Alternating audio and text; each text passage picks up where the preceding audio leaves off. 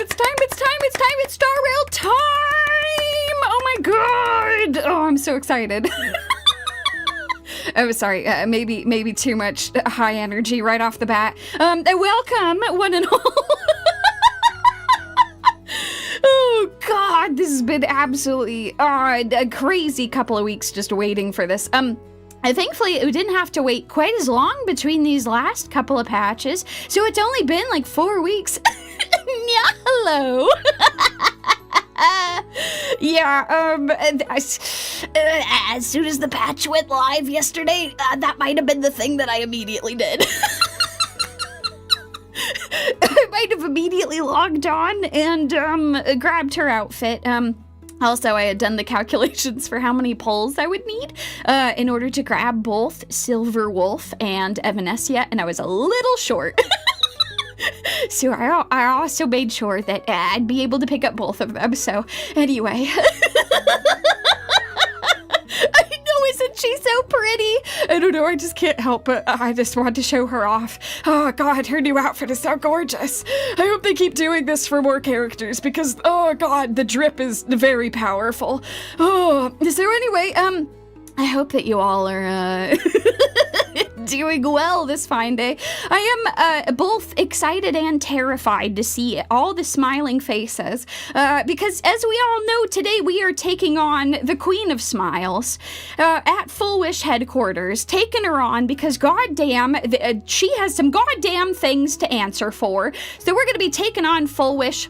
Remembering our wonderful frenemy Scott, and also poor Cinder.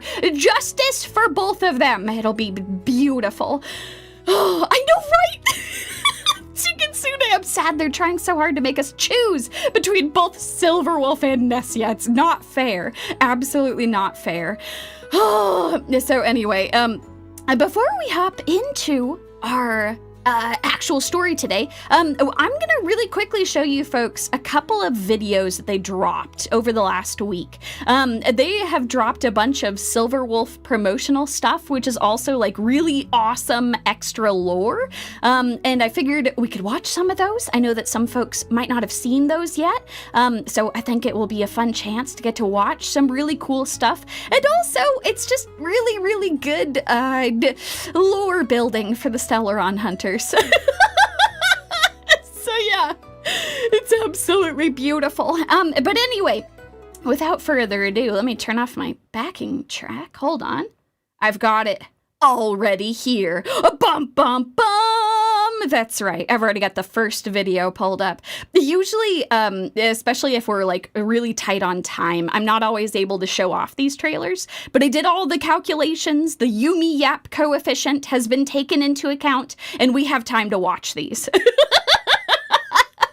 So we're gonna watch some trailers really quick. They're super cool. They'll have some fun lore to talk about and think about, and then we'll hop into the story from there. Without further ado, please take it away, Silverwolf. Life's just a trashy game. Only strength counts. Tears don't matter.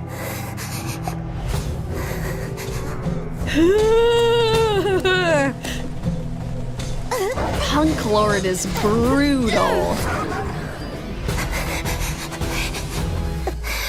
Level 0? An illegal infant? Shoot! Where'd this ugly little thing come from? Oh, how dare you! Come back here and fight me! This is the Punklordian way. Leveling up is everything. Ooh. But you, whatever level you're born at, will be your level at death.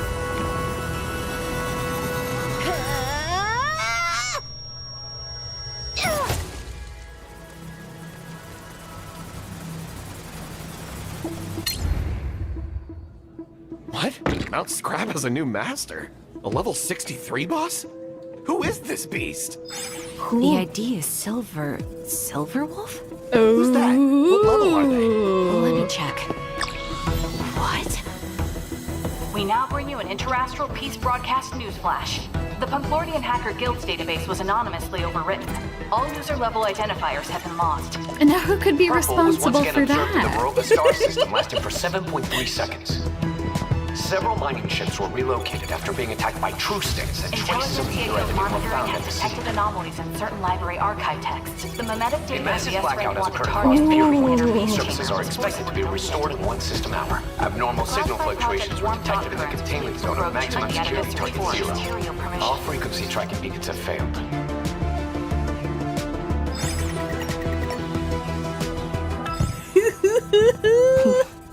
So is this the end?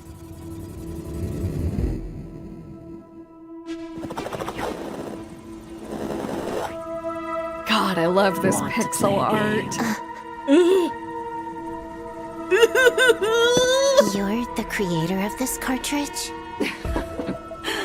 The cartridge is no more than a seed thrown down by the god on a whim. They do not care what kind of fruit it bears. Only this time, you are the one to make it sprout.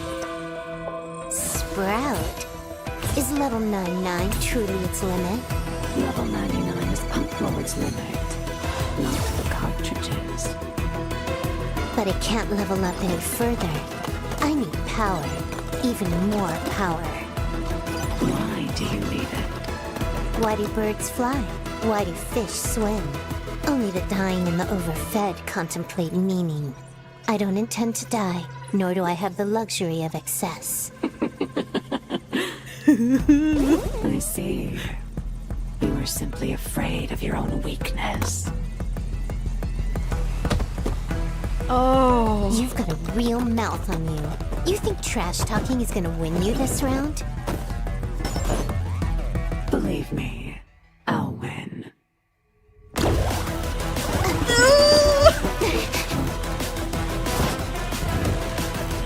Well, now that's not playing fair at all. Can't handle losing, huh? Can't handle losing? Just how good a girl should be. You only stay this week. You pass.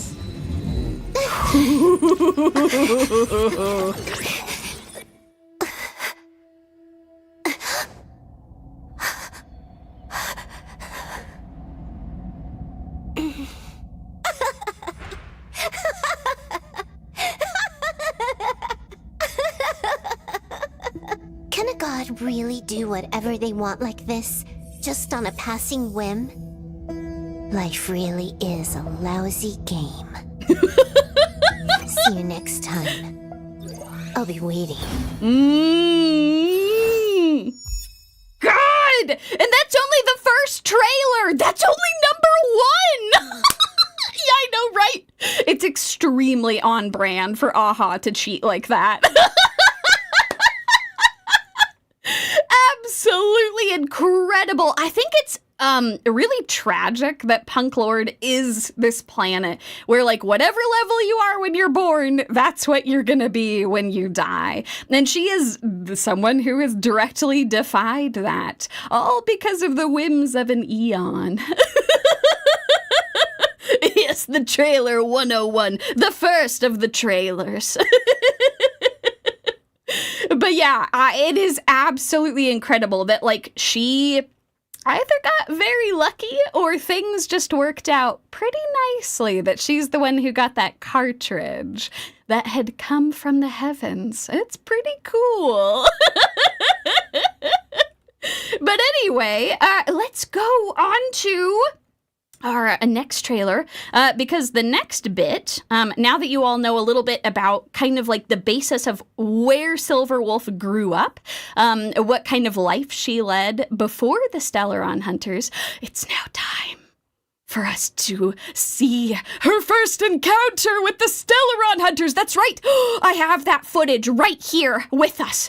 I'm going to pull that up right now and you will be able to witness when Silverwolf actually joined her new crew. Away we go. All right, let me make sure I got this. Excellent. High quality footage that we got here. All right, enhance. Elio, hit play.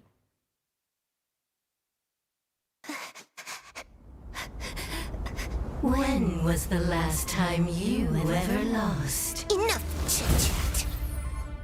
You're running out of time. But she hasn't given up. Elio, do you really believes she can do things I can't. Elio says it's because she doesn't believe in limits that she's here. Look, she's back. 429 times. How do you want to die this time? I'll kill you. 15 system hours ago. Join us, Punk Lord's esteemed wolf. I already said we can make a deal. But you have no bargaining chip or sincerity. Elio wants me to ask you, how long has your cartridge been stuck at the current level? You guys are a bit too nosy. Forgive me. This is our bargaining chip, and this is our sincerity. We'll set a limit for you. Join us, and you'll have the chance to break through it. Watch carefully. This is how to use ether enemy. Break through the limit. Infinite upgrades. There was once someone who believed these lies too. She founded a Dark Zone empire and crushed the IPC. She united the Rangers and hackers and brought the tavern under her banner. Finally, she breached Device 9 and supplanted Polka. As if such a person could exist. Wait, unless you're... She won all games and stood at the peak of elation. If even she couldn't do it, how can you? through... this. What? I see. I remember you said the Stellaron Hunters exist to rewrite the finality. And they're here to rewrite their own endings too. So, the only one who can beat you is yourself. The peak of elation, no one cares. Right now, I just want to knock you out.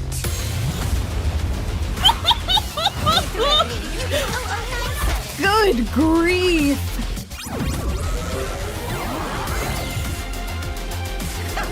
Looks like lending you an arm wasn't enough. Knowing one's future may not change a person, but the unpredictable elation has the power to interfere with the script.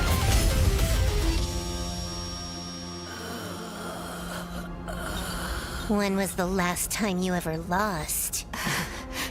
That's something I can't even remember anymore. Just keep winning like me. I'll be watching you. Quiet. You won't be my endgame.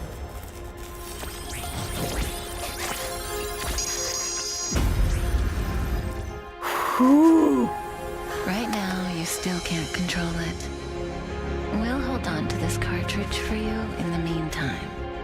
Who do you take me for? I won't become Destiny's slave. Anything above level 999 is the God's domain. Come now. The game to hunt an Eon is about to begin.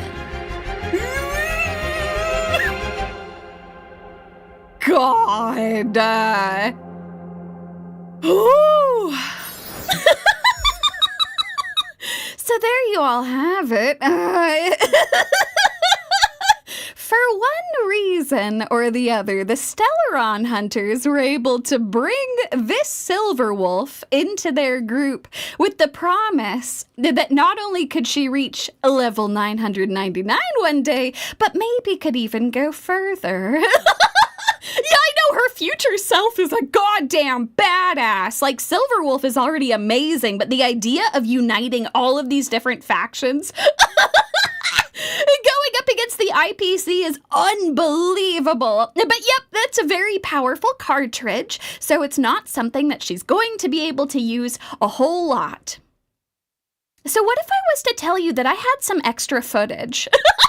What if I was to tell you that I had some footage of a time that Silverwolf used that cartridge and she wasn't supposed to use it yet? I wonder what would happen. Well, easy for us. We've got it right here. Away we go. But wait, there's more.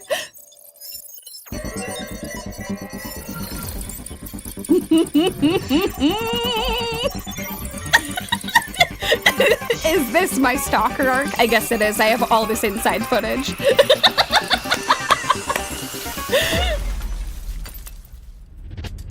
a living thing too. Why must you make things difficult for it, esteemed wolf? You've already figured out who I am. Well, that makes things easy. Elio always warned us not to mess with the Genius Society. Let's see what you're made of. God!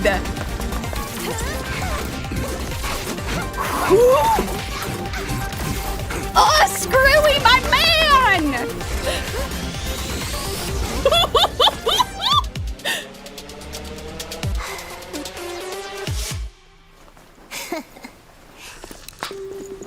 Not bad. Now then, warm-up's over.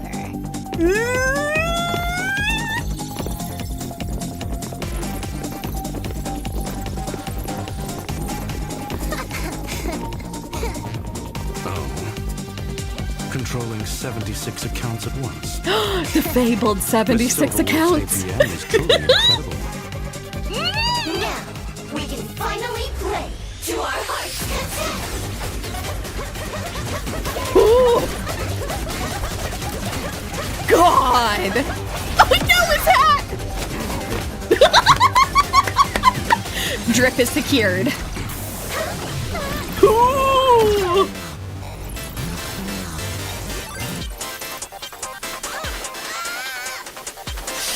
She really pissed him off now.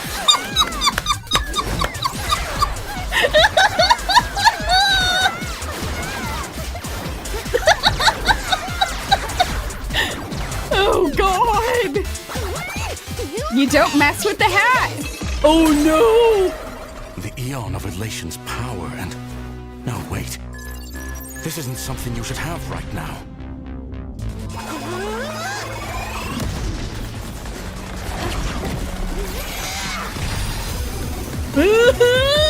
Destiny's slave. Do you have any idea what you've done? Scared? No excuses.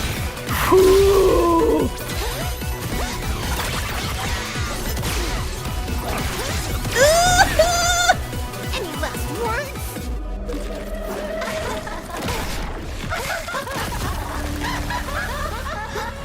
Curse you! Too slow. Let me show you how to win. Leave it to me. This thing's nothing but a pile of scrap metal. Oh God!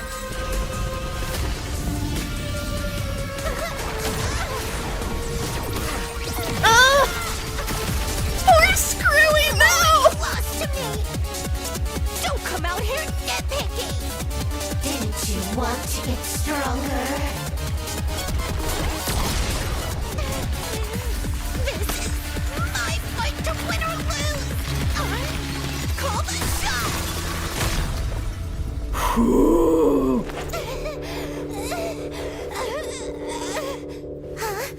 Hey, don't tell me you actually died! Huh? Oh! That's more like it. Now you see how strong I am? I could knock you flat with just one finger. 3, 2, 1. See you around, young hunter. Goddamn Screwy! After all, I am the administrator here. Shameless cheater and total disgrace! Elio told you. Cheating on missions plus sneaking off with cartridges equals a week locked up. Gonna behave this time?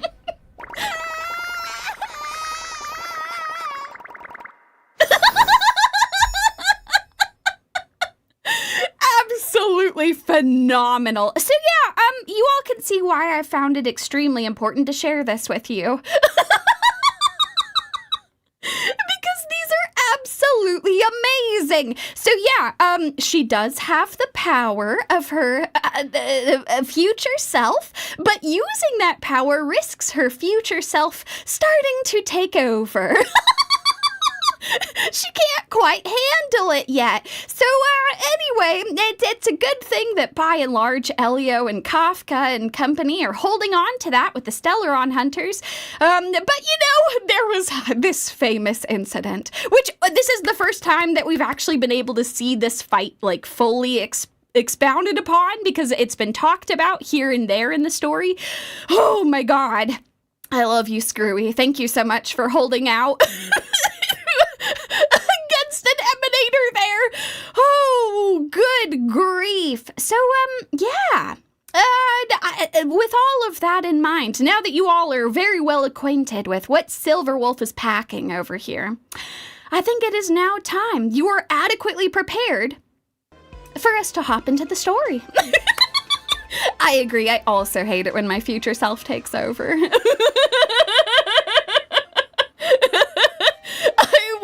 Them to make Screwy a playable character so goddamn badly. But you know what? If this just means at some point we'll be able to, like, go to Planet Screwlum or something, I think that would be absolutely wonderful. So anyway, without further ado, hold on. Let me go pull up, grab my controller. And it is now time for us to hop into this, y'all. It's time for our story. Woo! After defeating Sparksy at the Graphia Academy, I followed Himiko to the Imagenesis room, tucked away on the campus, where records of the Herald of Death incident were stored. There, we ran into Himiko's father, Ryusuke, and the two parted on bad terms after the conversation. Boy, that's putting it mildly. They, things were really intense after that. During a tour of the Express, the two put aside their differences temporarily. Afterward, we received an invitation from Pearl. She wanted to discuss a partnership with me as a fellow supplicant, and invited me to visit her company, Perlux Corp. Where she wanted to make a deal with us. At Perlux Tower, we had a friendly spar with the superheroes, the Daybreak Squadron, and a tour of the Mechatron production process. Pearl suggested that we join forces and host an Astral Express-themed convention, Star Rail Fest, to lure out the remaining supplicants. And boy, howdy, was that successful. Meanwhile, Pearl also ordered Detective Ashvale to look for leads on the new Herald of Death case. The detective's relentless pursuit eventually led him to his prime suspect, the charity organization known as the Research Society of Happy Smiles. Both Ashvale and Kuchiba witnessed the uncanny ability of Fulwish, president of the Smile Society, to stir up a crowd. Realizing Fulwish was attempting to interfere with the Phantasmoon Games, the two paid a visit to Ashvale's old acquaintance, Cinderborn of the Daybreak Squadron.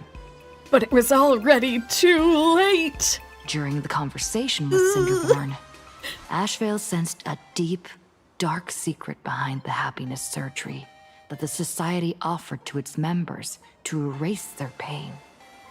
On the day of the Star Rail Fest, we were invited to the exhibition as special guests. During our visit, we ran into the mysterious Evanesia again. She also happened to be a hardcore fan of the comic series The Fluffy. So, we ended up exploring the festival dedicated to the Express together. I love how this is the shot that they picked for that. It's extremely lore accurate. However, as we passed through the Xianzhou Law Fu exhibition area, the Daybreak Warriors challenged us as supplicants. Their provocation was accompanied by a smear campaign against me from Fulwish TV. Oh, I remember all too well. The Daybreak Warriors launched a massive attack with the reanimated Mega Mechatron, Alloy King Pom Pom. When all seemed lost, Ashvale unleashed his power and broke through the enemy's offensive. However, he also tore open a fissure in space during the process, which took everyone down into an unknown abandoned station. The being hiding deep within the abandoned station stirred restlessly, twisting and ripping its face. Thankfully, Pearl was able to rescue us with her timely intervention. Little did we know, things were about to get worse with Ashvale's terrible revelation. The happiness surgery was actually implanting the flesh of abominations of abundance into Smile's society members. Yep, and that's about as bad as things could possibly get there. Oh boy! Alrighty, folks, it's time for us to head forth. Oh my god, March! It's so good to see you. Wait, did you hear that? The moon just spoke!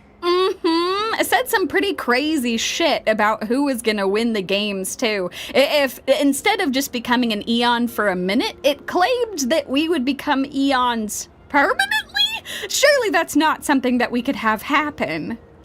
I'm not hearing things, am I? The Master of Elation is here? Hurry, make a wish. It might actually come true. You know what? Actually, yeah.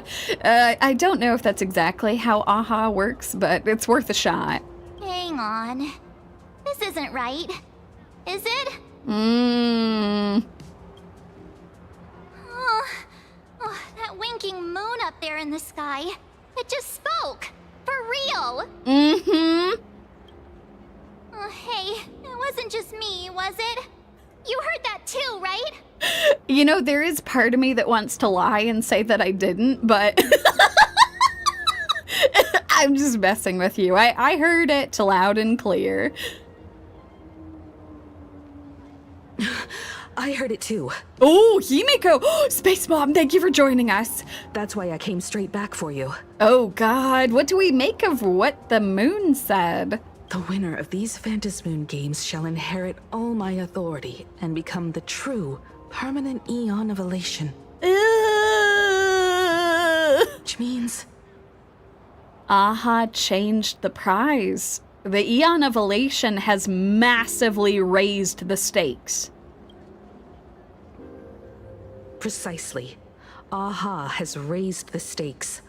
The final winner will inherit the authority of Elation itself. Well, we certainly can't let Fulwish get that. Like, for sure. We were already gonna go and take her down, but like, super, we cannot let her win. Are you serious? This is so wild. It doesn't even feel real anymore. Every time a path has vanished or been absorbed, the cosmic turmoil has lasted for dozens of amber eras. Yeah, I don't know if AHA just thinks it's funny or if there's something else that's going on. The transfer of an Eon's divine authority. How could that ever amount to a mere wager, lightly traded in a single world's game? Why would AHA do something like this? The most logical explanation is that AHA wants to steer this game toward utter insanity. But then, who can possibly fathom the mind of an Eon? Yeah, extremely fair point. You know what? I completely agree. I feel like becoming an Eon is less of a prize. I'm fine with, like, briefly sharing authority to accomplish something, but, like, oh god, then you have a bunch of, like, all kinds of crazy things. Like, what do you even do about being in charge of a path, having emanators and followers, and, have the stakes ever been raised like this before? Not every Phantasmoon Games ending has been recorded. Many were lost to time, most likely a consequence of the winners exercising their newfound divine authority. But as far as recorded history goes, this is unprecedented. After all, the chance to be an Eon for just 1 minute is already an irresistible lure for many. Something about this feels off. are we positive that was Aha that was speaking to us? Exactly. It's just too weird. Can you really just give up being an Eon? What if this is just a big prank by those masked fools? Yeah, no, for real. In the historical records, instances of the Phantasmoon speaking are few and far between, and the likelihood of it being influenced by an external force is exceedingly slim. But not impossible. So it is within the realm of possibility that it could be something else doing this. I don't know. This is all really weird, man. I don't know. This is...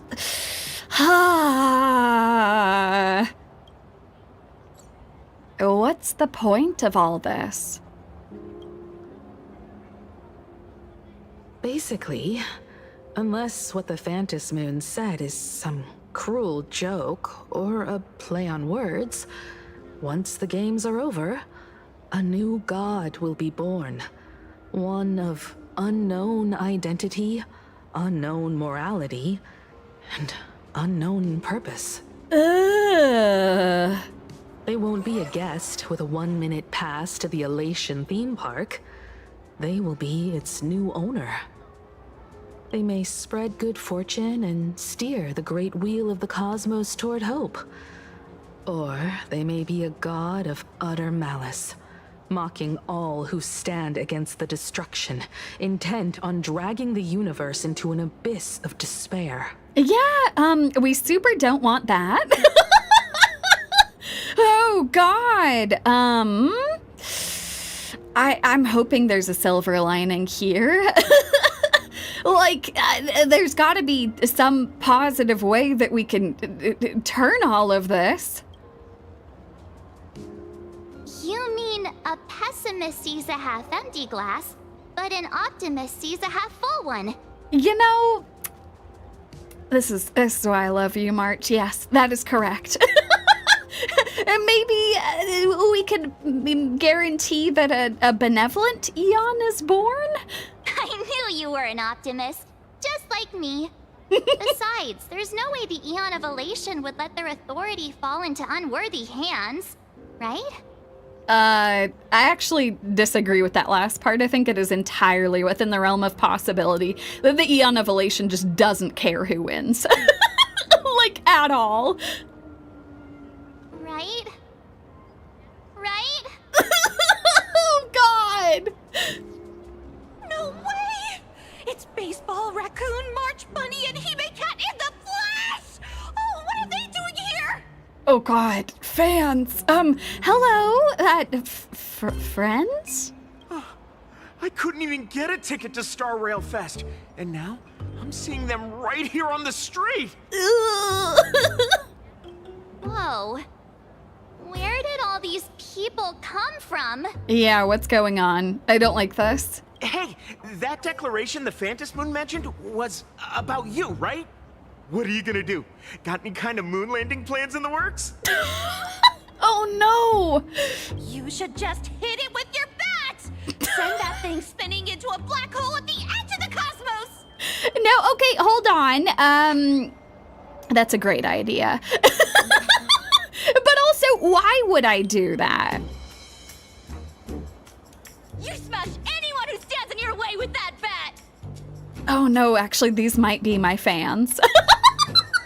Wait, hold on. I think they might actually know me really well. The way they say it makes you sound like a supervillain. Listen, March. I know I haven't been the best influence, but I always do it in the name of justice. Uh-oh. You don't think that fight with the Daybreak Squadron made everyone turn on us, do you? Oh, God, don't even say that. Now I'm worried about that. Come on, isn't that basically your trademark? You beat the Daybreak Warriors senseless. Oh, no! Oh! All these big shots from across the cosmos, fighting to the death right in our backyard. It's gonna be epic! Oh no, this is backfiring. Oh, this is going so badly. Are you brain dead? One wrong move from them and we're in serious trouble. Just like what happened with the Herald of Death years ago. Now hold on, Owlbert sound-alike. I will have you know that I am very different from the Herald of Death. Excuse you. Sign this for me, future Eon! Oh no! Oh god, they all think that I'm gonna become an Eon. Yo, when you become an Eon, can I be your Emanator? Ah! No! Oh no! Space Mom? We should get away from this mess. Let's head back to the Express and discuss matters there. Okay, that sounds good. This is kind of a disaster. All right, come on, March. Let's follow Space Mom. A moment later, as you squeeze your way through the crowd. God. You're back. Thank goodness. Oh, God.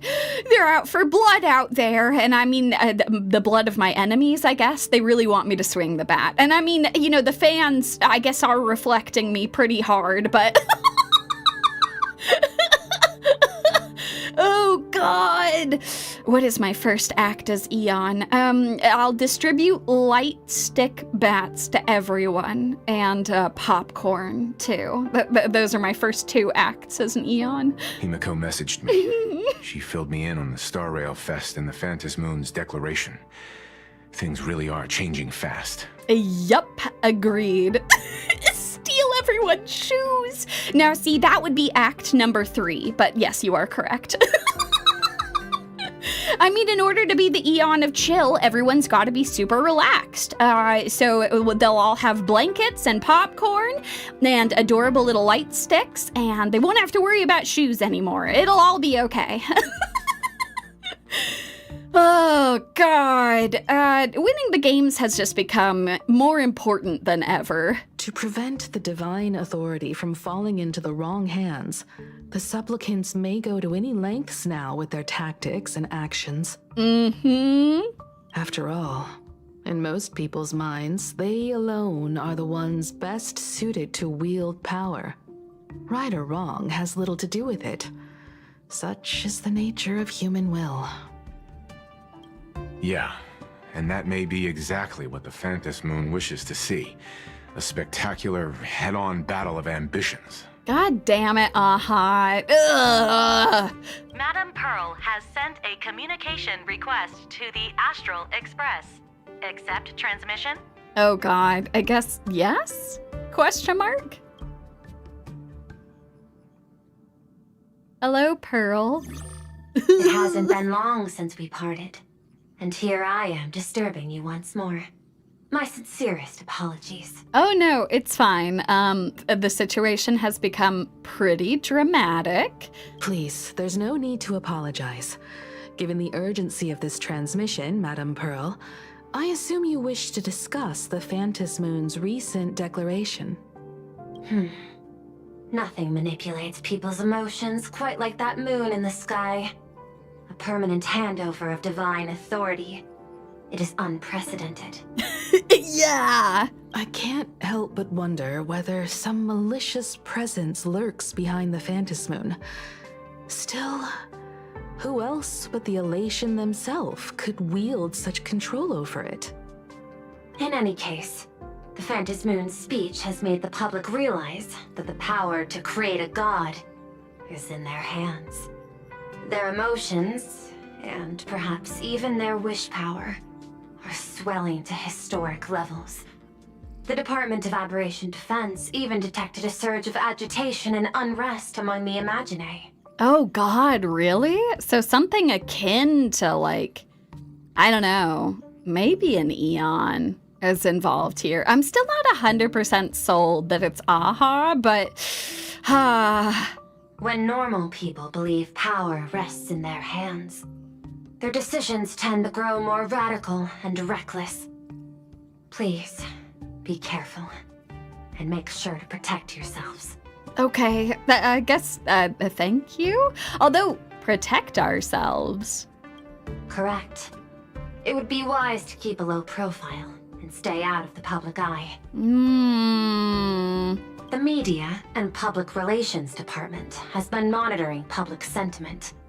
At present, Speculation and criticism regarding the Astral Express are surging. Yeah, well, they did release that fake-ass interview of us. Oh my god, all of the things I said were just chopped up. Like, surely that has to lose them their journalistic license. Like, that was just completely fabricated. I've seen it online myself. Following the fight with the Daybreak Warriors, there's been no shortage of hostile commentary aimed at her. And normally I would use my bat, but I can't do that right now. A commentary program on TV has been claiming the Express's adventures are nothing but stories fabricated by the IPC. Oh my god! How could they do this? The IPC had nothing to do with it! How dare you! Many believe the Astral Express is oppressing the local heroes. And some are even speculating that she is the new Herald of Death. Oh, come on! Oh my god! I wasn't even here 15 years ago! What the? What's wrong with these people? I completely agree! These narratives are undoubtedly being amplified by media platforms steered by Fulwish. Ugh. I've received a report from the Security Bureau. They tell me that many fans of the Daybreak Squadron have been stirred up and are threatening retaliation against the Express. Oh god, this is bullshit! I'll reinforce security in case agitators attempt to storm the station. Do you think it would get that bad? Wait. Oh god, can you control public opinion? I can. But you overestimate what control really means. In the arena of public opinion, those who look strong are often the ones at a disadvantage. And besides, you'll be distancing yourself from us for a while. Isn't that right? God damn it, we're that toxic? We're so toxic right now that even Pearl doesn't want to associate with us. Oh no! That is accurate. We intend to scale back our public association for the time being. If it's confirmed that the Express is colluding with the IPC, its public image would only deteriorate further. You know what? Actually, that's a really good point. You shouldn't be talking with us. I completely agree. We're trying to prove that we're not under your finger, so you shouldn't be talking to us. Okay, all right, understood. I do have a question for you before we go on. Why don't we disclose what really happened in that fight? Regrettably, I cannot agree to this. Clarifying the facts amid a frenzy of public sentiment is like trying to quell boiling water by stirring it. It only fuels the flames. Okay.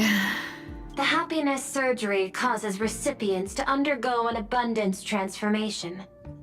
Disclosing such sensational information would probably be taken as a hoax, or trigger public panic. Well, shit. Damn, you do make a good point. I will instruct the Department of Aberration Defense to verify the true mechanism behind the happiness surgery as soon as possible, and assess its potential impact. Okay. I strongly advise you to exercise restraint in front of the media. Even the smallest statement can be selectively edited and misrepresented. Don't you worry. We all learned that lesson the hard way. Ugh, this is all Fulwish's doing. When can we go and storm her compound? That much is certain. Still, given the current volatility of public sentiment, please exercise caution and self-control. Okay, I won't smack anyone with bats unless I have to. I sincerely hope that the Phantasmoon's declaration will not disrupt the goodwill between us. A greater danger still stands before us. After listening to the declaration, who knows what extremes Fulwish might be driven to. That's a really good point.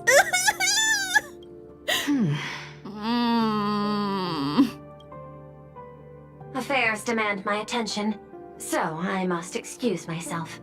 Should there be further developments, I will keep you apprised. Okay. Thank you, Pearl.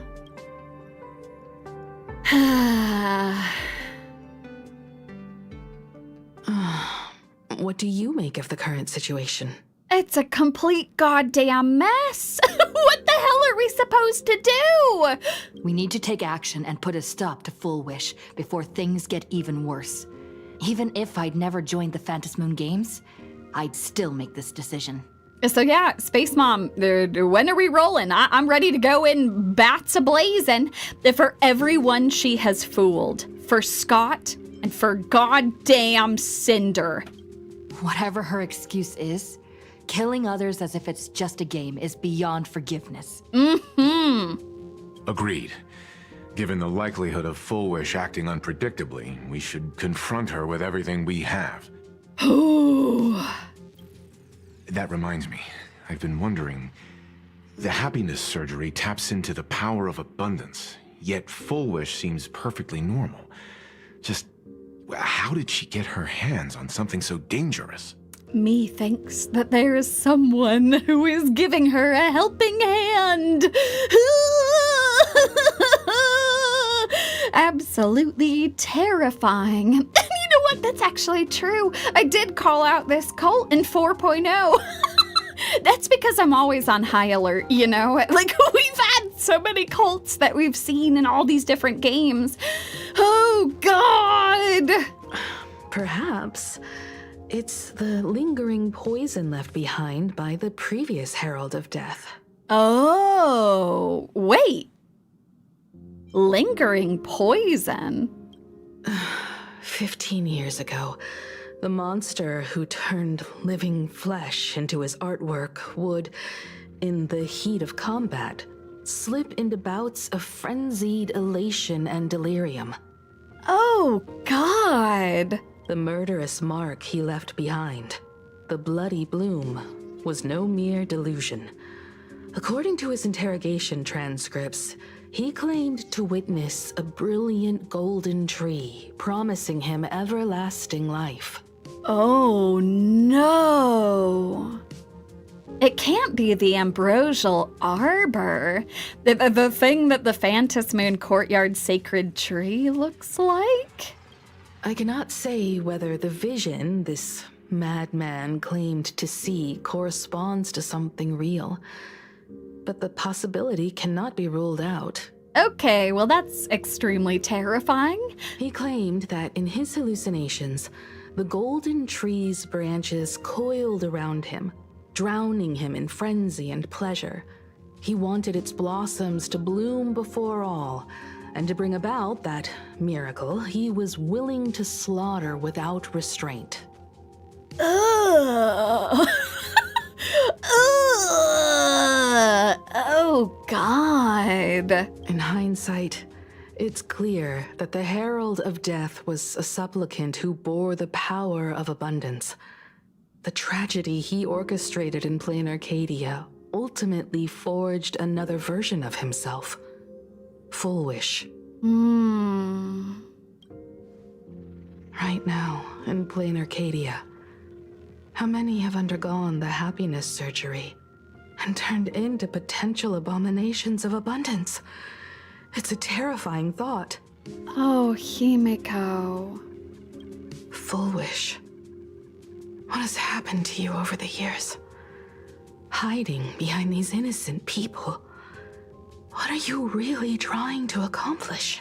Oh, God, because they went to school together all that time ago. This is someone that Space Mom knows, someone else who survived. Oh my God. I need more information about this junior of mine. I plan to head to Graphia Academy. Care to join me? If we're to investigate Fulwish, we need to examine the traces left behind from the Herald of Death incident that took place during the last Phantasmoon Games. The recollections of teachers and the student records sealed away by the school. We're bound to find a vital clue there. Okay, that sounds good to me. Let's do it. Let's find out everything that we can about Fulwish. If you're set, Let's get moving. Alrighty, let's do this, y'all.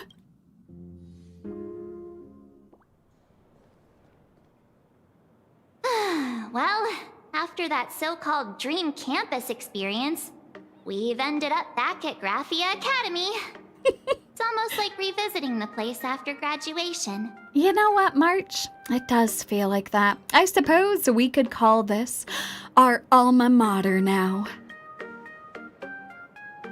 Wait a minute. This nostalgia isn't an after effect of the Sparksy virus, right? I don't know, it probably is, but like, we're free from that now, so we should be okay. Don't worry, Marge. The Department of Aberration Defense conducted a comprehensive disinfection of the campus. Okay, good. So the nostalgia is real then. Okay, that's the most important thing.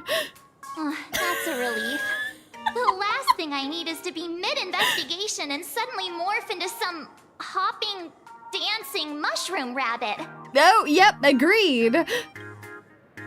Speaking of which, where should we begin our investigation into Fulwish? That's a fantastic question, Banana. Wait, sorry, no! I don't need to go into isolation! I'm not still infected by that mimetic virus! Maybe we should start with the teachers who are familiar with the situation?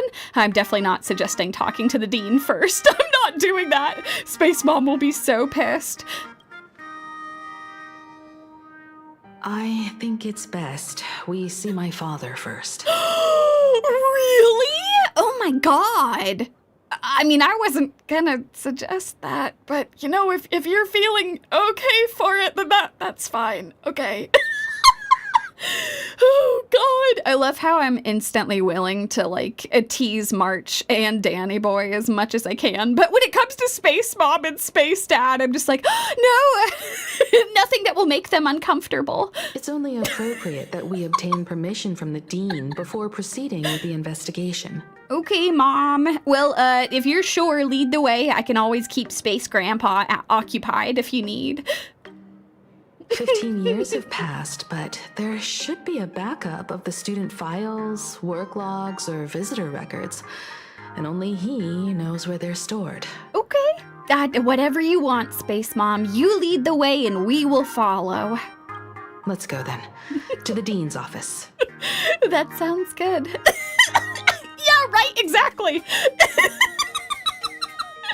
Better to tease and bully our siblings a little bit. Rather than our parents, they can ground us. They have the power to ground us. Okay. Alrighty, I saw some of y'all saying to be careful that there are some side missions that I might accidentally start walking in here. If this does happen, that's okay. I'll read through the beginning and then we'll get back to the main bit. Away we go. Teacher, Let's see.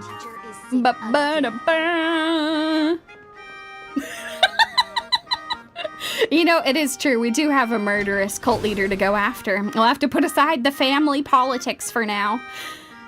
Oh, hello! Space Grandpa! Himeko, there you are at last. Now, the news said you got into a huge fight with those, what were they called? Warriors at the Floating Isle exhibition. And then you disappeared. Let me see. You're not hurt anywhere, are you? I sent you a dozen messages, and you didn't reply to a single one. Do you have any idea how worried I was? Oh, shit! Oh my god, he's going full Space Grandpa mode! Oh no! But seeing that you've come to tell me you're safe in person, I'll let this slide. If you're really so preoccupied, a message or a call would do, you know. Oh my god, holy shit! This is the classic behavior where you're like, I know you're all grown now, but you gotta tell me when stuff happens. I worry about you. You know, it's true. He is overcorrecting so hard. He wasn't there when she needed him, and now he's trying really, really hard to be... Not like full helicopter, but like very, very concerned father. it's you two. I saw you on the news as well. Valiantly fought, huh? These Megatron warriors don't know who they're messing with. To think they dare challenge my daughter's subordinates. Damn! I mean, Space Grandpa is right. I mean, he's just speaking the truth. Well, now it feels like we're the underlings of Warlord Himeko or something. Shh, you don't say that so loud. I mean, yeah, no Warlord Himekos or anything around here. In any case, I'll leave Himeko in your hands. Please try to keep her out of combat. Don't you worry, I'm always the one who swings first. She doesn't have to lift a finger. Don't you worry, I'm a great bodyguard, excuse me. Of course, Grandpa. I got it, Grandpa. Stop. Every time you and she get together, the conversation somehow drifts completely off course. Okay, so you know how I said that I wouldn't tease Himeko? I guess that's not entirely true. Because there is something kind of magical about, like, intergenerational teasing. Us banding together with Space Grandpa to tease her is kind of amazing. I'm fine. I'm good. Your daughter's no porcelain doll. We came here to... I know. I understand. You didn't come as my daughter. Rather, I am currently speaking to the navigator of the Astral Express. But tell me, has there been progress on the new Herald of Death case? I wasn't expecting the questioning to come in rounds. Yeah, it's as good a time as any to talk about that. In rounds? The Department of Aberration Defense also sent someone here before you. Ooh. They inquired about Fulwish. Ugh. But regrettably, I truly don't know how to answer. On one hand, I wasn't here 15 years ago. On the other, she is still considered one of our school's distinguished alumni. Well, that's gotta be awkward. 15-year anniversary is coming up, and they're like, oh yeah, so Fulwish, what have you been up to? Oh, you know, just like hitting the grindstone, getting a cult together, implanting bits of the abundance into all of my followers, you know, as you do, the hustle culture. I'm aware that you're involved in the investigation too. So, I compiled the pertinent documents ahead of time. Oh! I hope they'll be of use to you. Space Grandpa! Oh my god! Coming in clutch, thank you! Thank you, Mr. Ryusuke. Yeah, thank you. Go ahead. The files are inside the archive room. Take whatever materials you need. Damn. Oh, right. About Fulwish. To be honest, it wasn't until the Herald of Death incident 15 years ago that I first learned her name. Oh.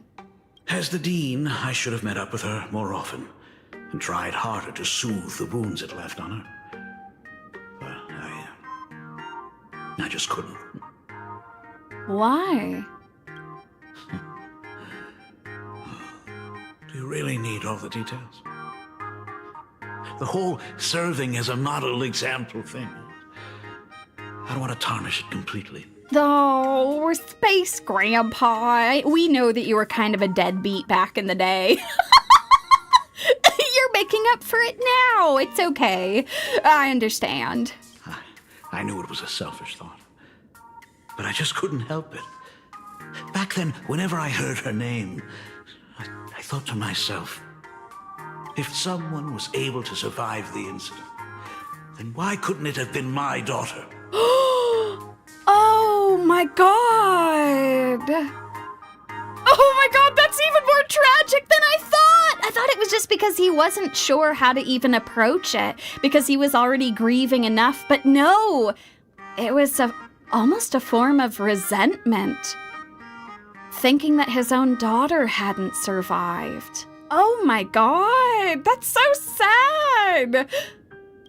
Oh! 15 years ago, you... 15 years ago, I received a commission to paint a massive portrait for an elixir seeker chief on the planet of Goliath's Shepherd. They said he had an elixir that could cure countless diseases. Oh. By the time I came back, everything had changed. There had been a terrible accident on campus, and my daughter... Even though I knew my presence here wouldn't have changed anything, because of that incident, I made a promise to never leave this world again during the Phantasmoon Games. Wow. So he had been trying to find... We'd kind of already talked about this before, but he'd been trying to find some way to cure the curse that she had. And he was gone during the time that the Herald of Death struck. That's why I immediately flew here when I heard about the full Phantasmoon. But once again, I was too late. And the supplicant called Sparksy had turned the canvas upside down. Yeah, I'm sure that was awkward. You get back and you're like, look, I'm here. I'm being responsible this time. Oh my God. I find out it was too late and your school had already been taken over. It's all right. You can leave the crisis solving to the nameless. You're right about that. Yet oddly, once Sparksy stirred up all that chaos, applications to the school soared to an all-time high. Oh, times we live in are increasingly beyond my comprehension. You know, I don't know. People are like, wow, I totally want to go to that school. Maybe crazy shit will happen to me too.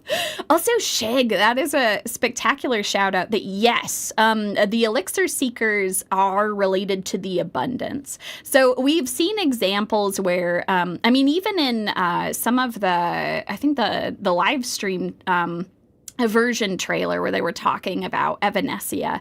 It sounds like there are, of course, some people, some adherents of the abundance that are not necessarily all like working towards furthering some of the messed up abundance stuff. God, you'd have to be pretty desperate, though, to actually go to someone like that. Because, like, I don't know, that's kind of like a monkey's paw situation, you know? You're so desperate to, like, find some way to save your family that you're like, I'll even turn to the people who follow the abundance. Oh, God. Well, we won't take any more of your time then, Space Grandpa. You're always welcome. Other than the archive room, you could also try talking to Miss Dolly. She's the longest-serving faculty member here and likely knows the most. Yep, you know what? That sounds good. We kind of know her already, so that sounds good to me. Then we'll try the archive room. Let's go, you two. All right, sounds good. Lead the way, Space Mom.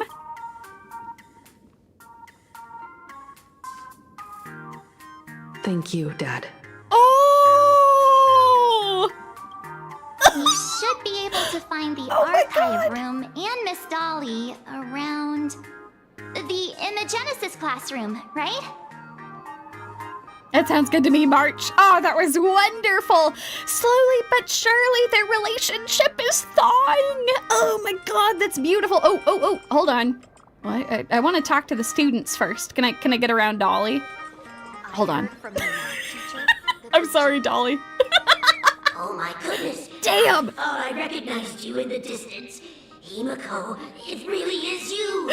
She caught us. She saw us trying to sneak around talking to some other folks, and she's like, oh, no, you don't. She was faster than I could hit A.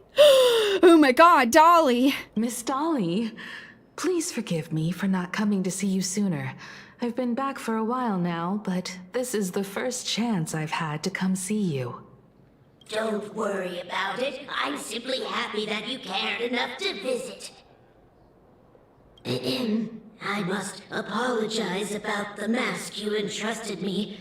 In the end... Oh, Dolly, listen, that's water under the bridge. That was an unfortunate situation. You thought it was actually us. It was Sparksicle. Oh, that's also good to know. Thank you, Illyria. Fortunately, Dolly doesn't lock you out of the optional stuff. I had the same problem. Okay, good. can still go talk to the students. Oh, God. Is that magical girl March in the background? I mean, it sure looks very similar. That is rather beautiful.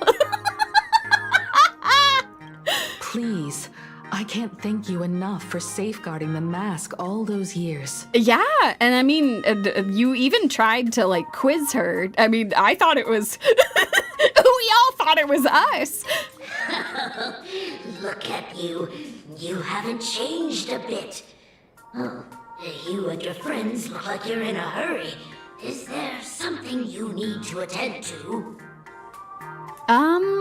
We're here to ask about Fulwish. Fulwish?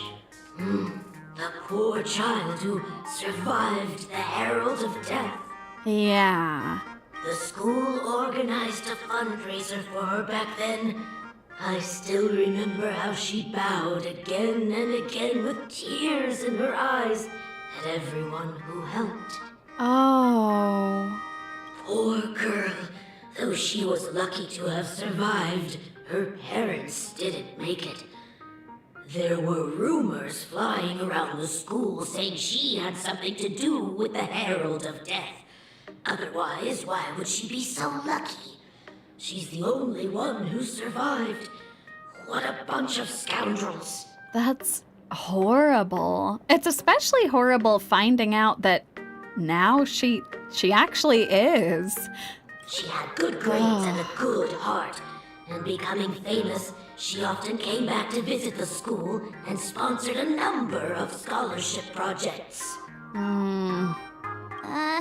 Speaking of which, do you know anything about what happened to her after she graduated from school?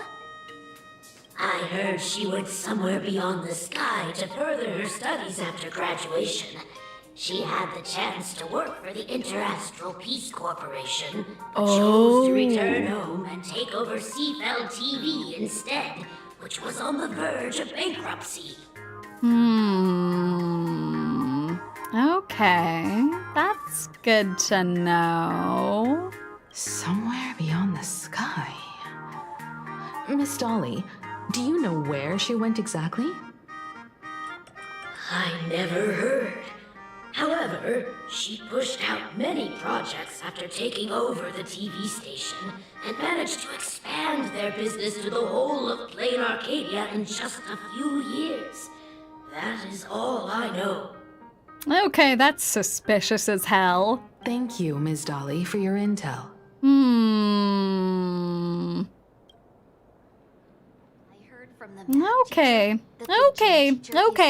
Okay, that's interesting to know. All right. Hello, fellow students. Do you have anything else that you know about Fulwish? The new Herald of Death is real. They say he came back to life and was responsible for what happened in Dovebrook. Oh, God. He's not coming here to kill again. Is he? Maybe we should ask for leave and stay home until this blows over? Oh. What are you, scared? If he really comes, I'm live streaming the whole thing and getting all the clout for it. Who needs leave after that? I'll just quit school altogether. Some of these kids are not all right. What an insane thing to say. Okay, just for the record, the vast majority of my audience are all adults, but I know some of you are younger adults. Please, for the love of God, do not ever be peer pressured into doing something dangerous just so that you can get views and post something online. Please, this millennial snake lady is begging you. Please, I'm begging you, please do not do dangerous things so that you can post them online. Like, my God, that is an insane thing to do. God! Like, listen, I was a kid. All of us were kids once. I did stupid ass shit, but like, I don't know. It was fairly...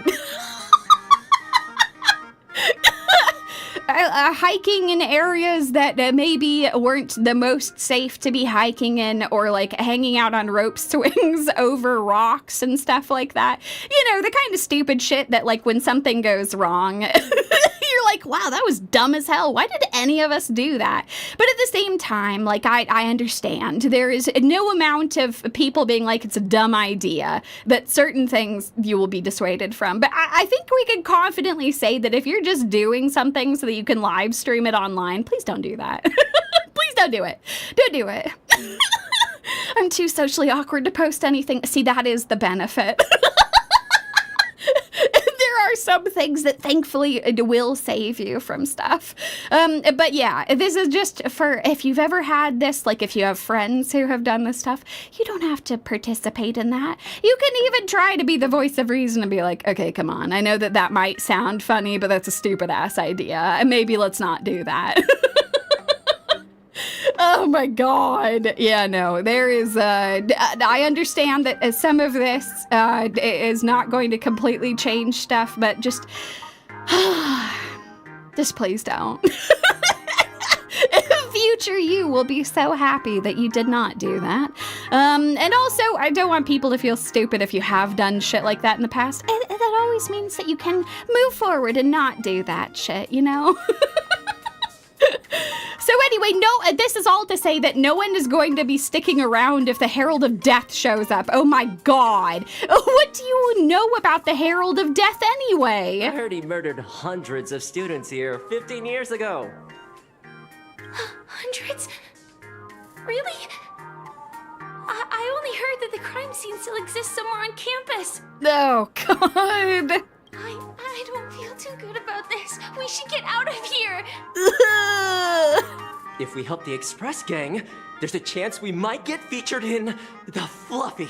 No! Oh my God, this is the most demented shit. No, please, I'm begging you, as the baseball raccoon of the Fluffy, please don't put yourself in harm's way. You could just come and say hi. You could have a handshake, and then maybe you'll get featured in the Fluffy. Can we not put ourselves in dramatic situations? Oh God, step one of being a cult leader, give excellent advice to the masses. No! Oh no! Oh God! Oh, you're seriously obsessed with becoming famous. Oh no. Okay, please look, I'm right here, okay? You could come and say hi. Look, pretty butterfly lady. Yeah, you could be like, oh look, I took a picture with the baseball raccoon and all of their folks, and then you can post it on your social media, and then you'll get all the social media points. Oh God. Okay, all right, we're fleeing. We're getting out of here. Okay, let's go, Cass. I'm terrified. Ugh, the atmosphere in this archive room is giving me the creeps. It's so gloomy. Almost like we've stumbled into Fixtroll Garden. Oh, that's very apt. Very good comparison. It was like this 15 years ago as well. The archives tracked all academic results. Near the final exams, students dissatisfied with their abilities often poured their frustration into painting unsettling things. Oh no, I see. There's a lot of data stored here. Aside from what my father organized for us, let's explore the other areas as well. And just ignore the blinking frog creature that's right over there. If possible, keep an eye out for clues regarding Fulwish's life after graduation. She returned to her alma mater frequently, so there must be records of her visits. Mm-hmm. Dabbling in technology related to the abundance. Where exactly did she acquire it? Perhaps her past holds a clue. You know what? That sounds good to me. Time to go hunting. Oh, God. Okay. So optional, investigate the computer, investigate the sparkle doll. Wait! What are you doing here? Are you part of our investigation? Is this? Could Sparksy really have pulled the same trick again and left a gift at the school? Tag on the Sparkle doll confiscated from the Sparksy fan club's unauthorized late-night gathering. A date of confiscation is... redacted. Confiscated item, Sparkle plushie. A reason for confiscation.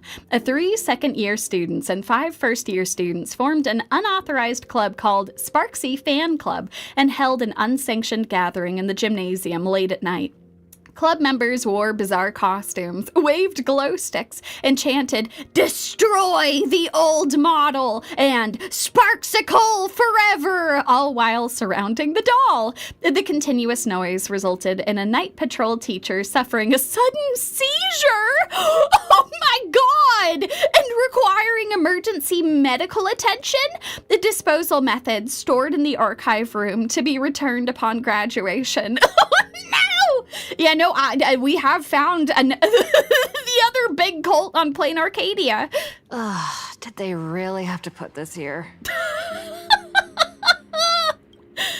Oh, God. Okay, well, you know, it's safe now. It's not going to cause any more seizures or any other things like that. We'll be totally fine. Okay. Let me go take a look at the computer real quick. A computer. That's probably older than you. Oof! Oh, God! Living out its golden years on this desk. Search Fulwish. A renowned entrepreneur, Fulwish, visits school recently. Fulwish warmly shakes hands with students. What did they take away from the speech? Here's what these 3 students had to say. Oh, God. It's all just glazing her. There are so many press releases here. Ugh. Let's scroll actually to the... I'll scroll forward a bit, and then we'll check out the earliest record. Renowned entrepreneur Fulwish donates scholarship. School makes first appearance in Fulwish TV's annual university rankings. Fulwish TV covers our school's anniversary celebration once again. Okay, I scrolled to the earliest record. The school's annual distinguished student register from 1982 to 1984? For 3 consecutive years, first place was always Fulwish. Oh. So she's quite smart. Okay. I guess we kind of figured that out already, but she did very well in school as well. Okay. Search Herald of Death incident. No results found for your search. The search page slaps the black text on a white background right in your face. The IPC has severed all channels of intel with its iron grip. Hardly a surprise. I guess search Himiko? Formal caution regarding a student's non-compliant hairstyle. Disciplinary action concerning a student's involvement in 3 food poisoning cases. Disciplinary notice for a student's involvement in a physical altercation. Holy shit! I know that we said that Space Mom went hard in high school, but my god! Simply magnificent. You read with bated breath, and it takes a good long while before you snap out of it. Right, this isn't exactly the task at hand. Exactly, this is our mother! Holy shit! Yeah, I think that the food poisoning cases had to have been her coffee. She was poisoning people all the way back in high school. What an inspiration. At the very bottom of all the entries regarding Himiko lies a faculty appointment notice from 15 years ago. That new red-haired assistant is the dean's daughter. Her constitution is weak, so she can't handle heavy labor. Remember, don't assign her anything outside of clerical work. So read the note in the file. I think they massively underestimated how strong Himiko still was. Because, like, yes, she did have the effects of the curse at that point, but, like, come on, she was throwing people in rivers. All right, let's stop there for now. Okay, hold on. Speaking of, Space Mom, can I talk to you? I've looked through the catalog, and there are serious gaps in the data. After the incident, the Department of Aberration Defense must have confiscated a significant number of the school's archives and logs. Oh. Well, that's certainly gonna make our job harder. Maybe we could talk to Kachiba or something to get some of them back. Yo, March! Open up! Detective March 7th is on the case, so spill the beans. How much do you know about what happened 15 years ago? Yes, exactly. How much do you know? Oh, hold on. Let me get my, How much do you know? Us two detectives are here to, get down to the truth. You've got the wrong guy, I swear. I'm just an innocent, cursed imaginary. I can't even move from this spot. I don't know anything. Oh my god, the frog actually responded, and he's so sad. Ribbit. The dean ordered me to dig up whatever materials I could find for you all to read. Well, have you found anything? It apparently has. Okay. Thank you for your service, Mr. Froggy. Thank you for being part of our detective investigation. It was very important. All right, back we go. The label of this cabinet reads Alumni Yearbook. In which year did Fulwish graduate? You seem to remember you obtained this information somewhere. Recall deeper. Sometimes a little deduction is sufficient to make up for missing memories. It is currently year 1999 of the plain Arcadian calendar. The Herald of Death incident took place 15 years ago. I remember it all along. I can do basic math. The year Fulwish graduated is 1984. But they're giving me the option to look at 1982 and 1983. So we can feign a little ignorance. What's in 1982? Your gaze sweeps across the youthful, smiling faces in the photo. It feels surreal to think that these people are now pushing middle age. Oh, God. Regrettably, Fulwish was not among them. Flip through the alumni yearbook for the class of 1983. This yearbook's got a pretty wild design. Everyone in the graduation photos dressed like they raided a costume shop, and some genius even brought their illegal imaginated creations for the group shot. This school's culture sure is quite liberal. Regrettably, Fulwish was not among them. But that's okay, because we know that she graduated in 1984. The first page is a somber graduation photo, and none of the students in the photo betrayed any hint of a smile. They stood sparsely, like the teeth in an aged person's mouth, separated by absences that could never be filled. Oh! Oh! Oh, what a description! Oh my God! In the alumni yearbook for the class of 1984, you find the page belonging to Fulwish. Oh, personal information, name Fulwish, no information on her birthday, or her address, just that it was in Seafeld City. Plain Arcadia, Consternation Star Zone, no information on her contact. A post-graduation destination, Institute of Cognitive Science, Garden Star of Botanical Study. Okay.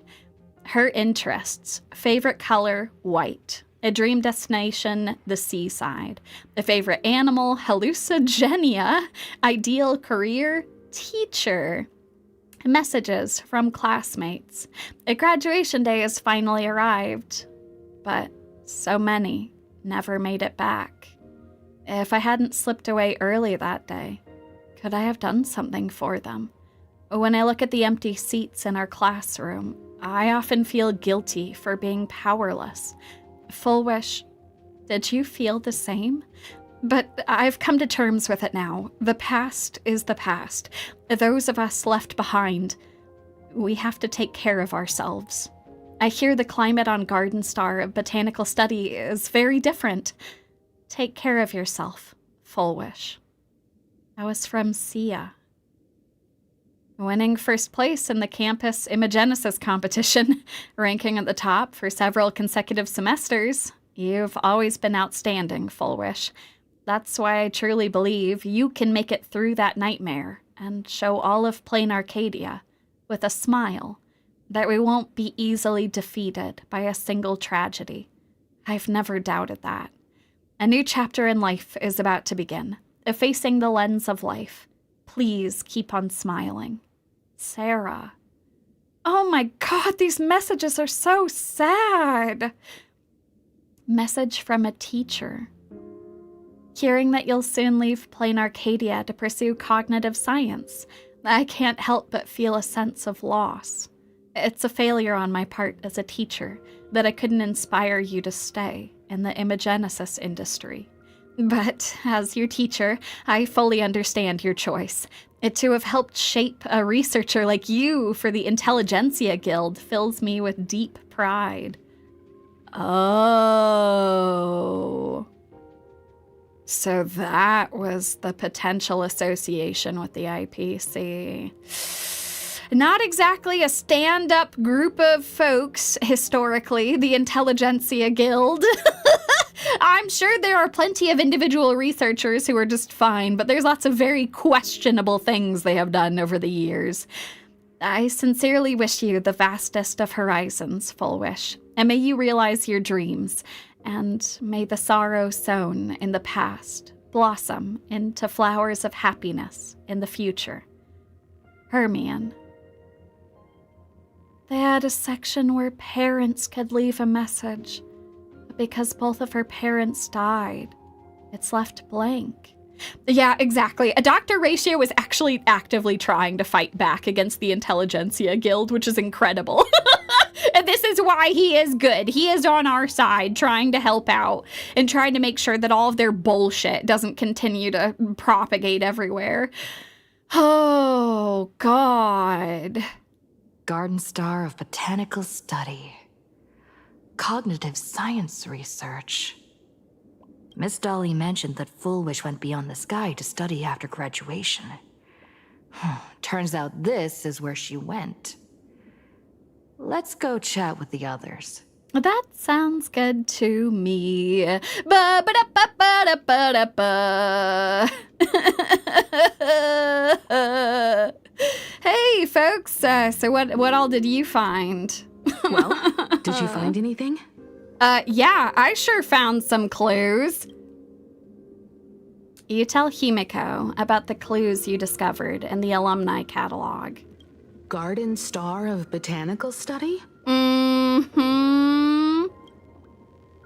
It appears to be a greenhouse world located within the Consternation Star Zone. Oh, found it. Its property ownership is registered under a specific school within the Intelligentsia Guild. Mm-hmm. Strange. The name of the school is encrypted. Wait, that's not suspicious as hell. I've heard conspiracy theories claiming the Herald of Death from 15 years ago was actually someone from the IPC. Yeah, that actually holds up pretty well based on what we know about them. Given the great lengths the IPC went to in wiping away all traces after the incident, perhaps the rumors are true. Yep. In fact, based on what we learned last time, that's pretty conclusive, right? I'm trying to remember which group they were part of. I had read through the extra documents after the fact. I feel like it was the same group. Fulwish was hurt by the Herald of Death. Yet after studying in an institution funded by the IPC, she became a suspect in the new Herald of Death incident. Mm-hmm. Oh, God. As expected, it always comes back to the goddamn IPC. Is is that where Fulwish obtained the technology of the abundance? You mean she created the happiness surgery after studying on that greenhouse world? Yep, I think so. Ah, that's why. Okay, so it was a slightly different group. It wasn't this exact thing that Fulwish was a part of. Okay, that's what I thought, because I was going to say, I didn't think that it was exactly the same. I thought it was slightly different, like some sort of evolutionary portion of the Intelligentsia Guild. So, okay, School of Evolutionary Perfection. Yes, that was indeed it. They come up with some very fancy-ass names. The goddamn Intelligentsia Guild. Yes. Nothing to worry about here for us. No questionable things that we're doing behind closed doors. It's certainly possible, but the information is still too vague to make any judgments. But it is something. Do we have Dr. Ratio on speed dial? Could I call him up? Could I ask him? Could I be like, hey, so what's your general opinion of the School of Botanical Sciences and Evolutionary Perfection? I'm more inclined to think that after witnessing the power of the Herald of Death, she resolved to uncover the truth behind it. That's why she went to another world to study after graduation. But is the knowledge she gained in just a few short years enough to create the happiness surgery? I don't know. I'm a little worried about all of that. If the power of the abundance used in the happiness surgery stems from the Herald of Death's lingering poison, would the IPC, who have tried to hide this in every way possible, really be unaware of her actions? There are too many things here that an ordinary scholar simply couldn't achieve. Yep, I am very concerned that she has a co-conspirator. Oh, shit, that's right. You know, that is true. Can you call him? Sure. Will he pick up? Nope. And if he did pick up, Horatio would indeed just sigh and lecture us on forming our own opinions. It's unfortunate that we kind of only have him as an in to that part of the IPC. Perhaps I should contact her as a fellow alumna and have an open, honest talk. Do you think that's a good idea? She knows that you're with us. She knows that you're Space Mom. Space Mom, I refuse to let you go anywhere alone with her. Contact Fulwish as her senior? After all this time, would she even want to see you? I don't like this plan. I don't like this plan at all. I don't know. Well, don't worry. You'll have us as your bodyguards the whole time. Can you tell us more about the Fulwish that you knew? Back then, I had taken a leave of absence from university due to health issues. So I was doing some idle work at my father's school to clear my mind. Fulwish would occasionally run to the library to slack off. She and Belle always appeared together, helping me organize newspaper clippings and library cards, all while chattering on about classmates' crushes and the latest gossip. Oh. They didn't treat me like a patient who needed special care, nor did they treat me like the dean's daughter.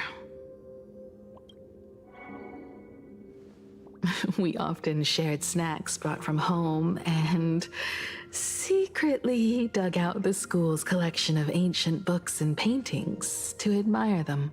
Oh. Fulwish, she was the model student, always knowing a little more than everyone else. Her questions often went beyond the textbooks, pushing past the boundaries of what someone her age should know.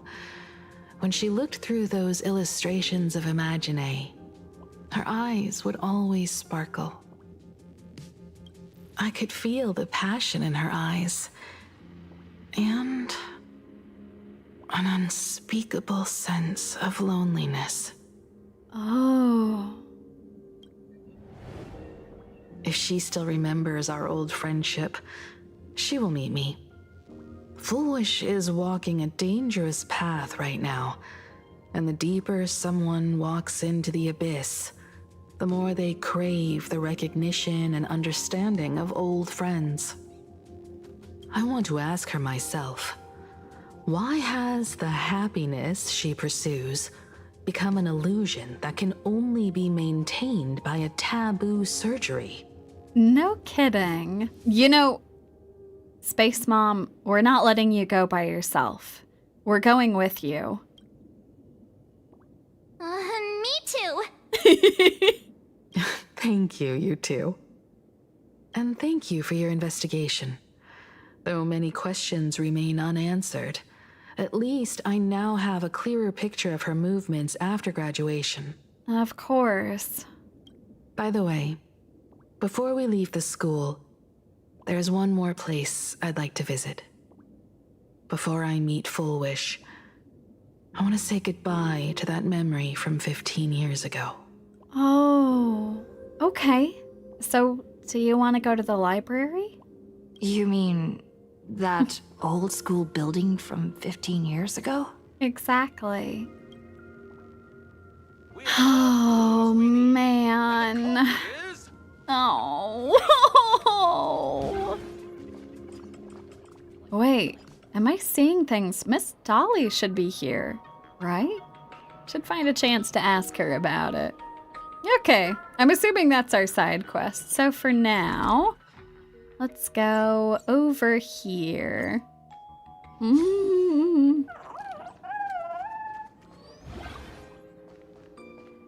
Oh. I'm so sorry. I just couldn't finish tidying up the ribbons, and now I've dragged you into staying this late. Oh. Don't worry about it, Belle. It was my turn on duty today anyway. Himeko? Is this? Yes. In this imaginated classroom, the after images of the students from 15 years ago still linger in their original places. Tomorrow is the school anniversary. I wonder how lively it will be. They've invited parents here. Will your parents be coming? Oh.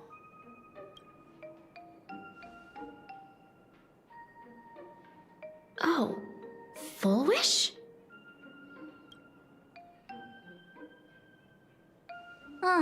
That's Fulwish from her youth.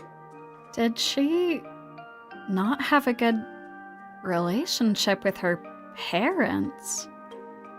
Yeah, Dad already took time off. By now he's probably out on the streets with Mom, picking out formal wear. That was a very long pause. If it's my daughter's performance, we have to dress to the nines. That's just like him. He always loves making those kinds of jokes. Okay. Then you'd better put on a good show, huh?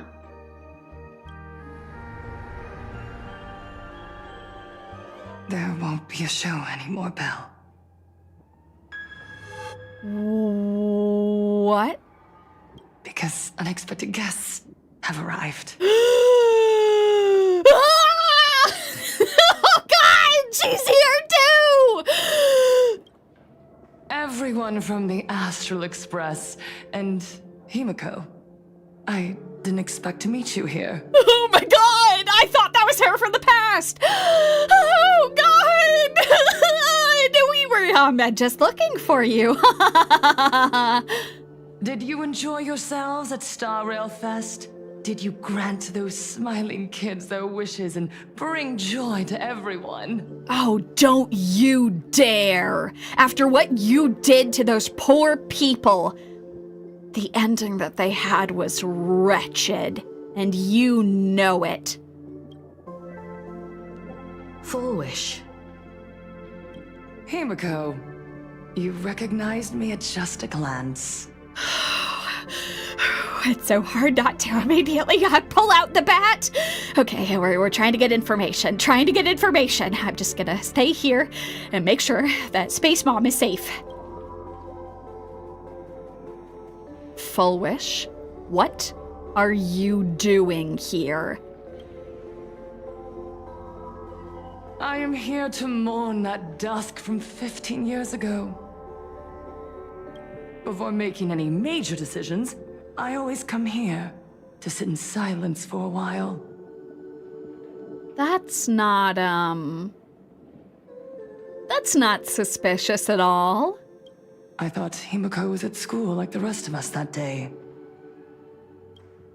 When I saw Belle lying in a pool of blood, when I was crushed under the collapsed wall and unable to breathe, the thought crossed my mind. Poor Himiko. If you had met the Herald of Death with that delicate frame of yours. But who would have guessed? You're alive and living quite well. You became the navigator of the Astral Express, roaming freely beyond the sky, just like the three of us used to talk about in our chats. Your dream came true. Congratulations are in order. God, I don't like the small, slow clap.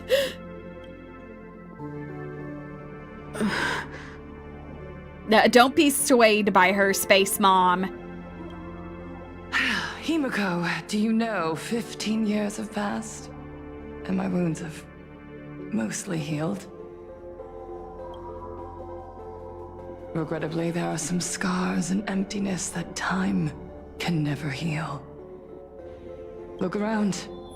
Even here, even with these phantoms, their seats are still empty.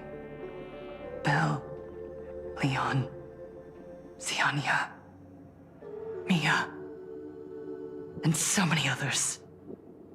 15 years have passed, and I've learned that time isn't a cure. It's a shroud, binding itself around me, layer upon layer. So I made a decision. I'm going to tear it open. I'm going to let everything bloody and unforgettable beneath it see the light of day again. See the light of day? You were a victim of the Herald of Death, only to become the second Herald of Death yourself? You intend to use a power you can't possibly comprehend to win the Phantasmoon Games. How are you any different from that monster back then? From the monster that took your parents' lives? Whew! You tell her, Space Mom!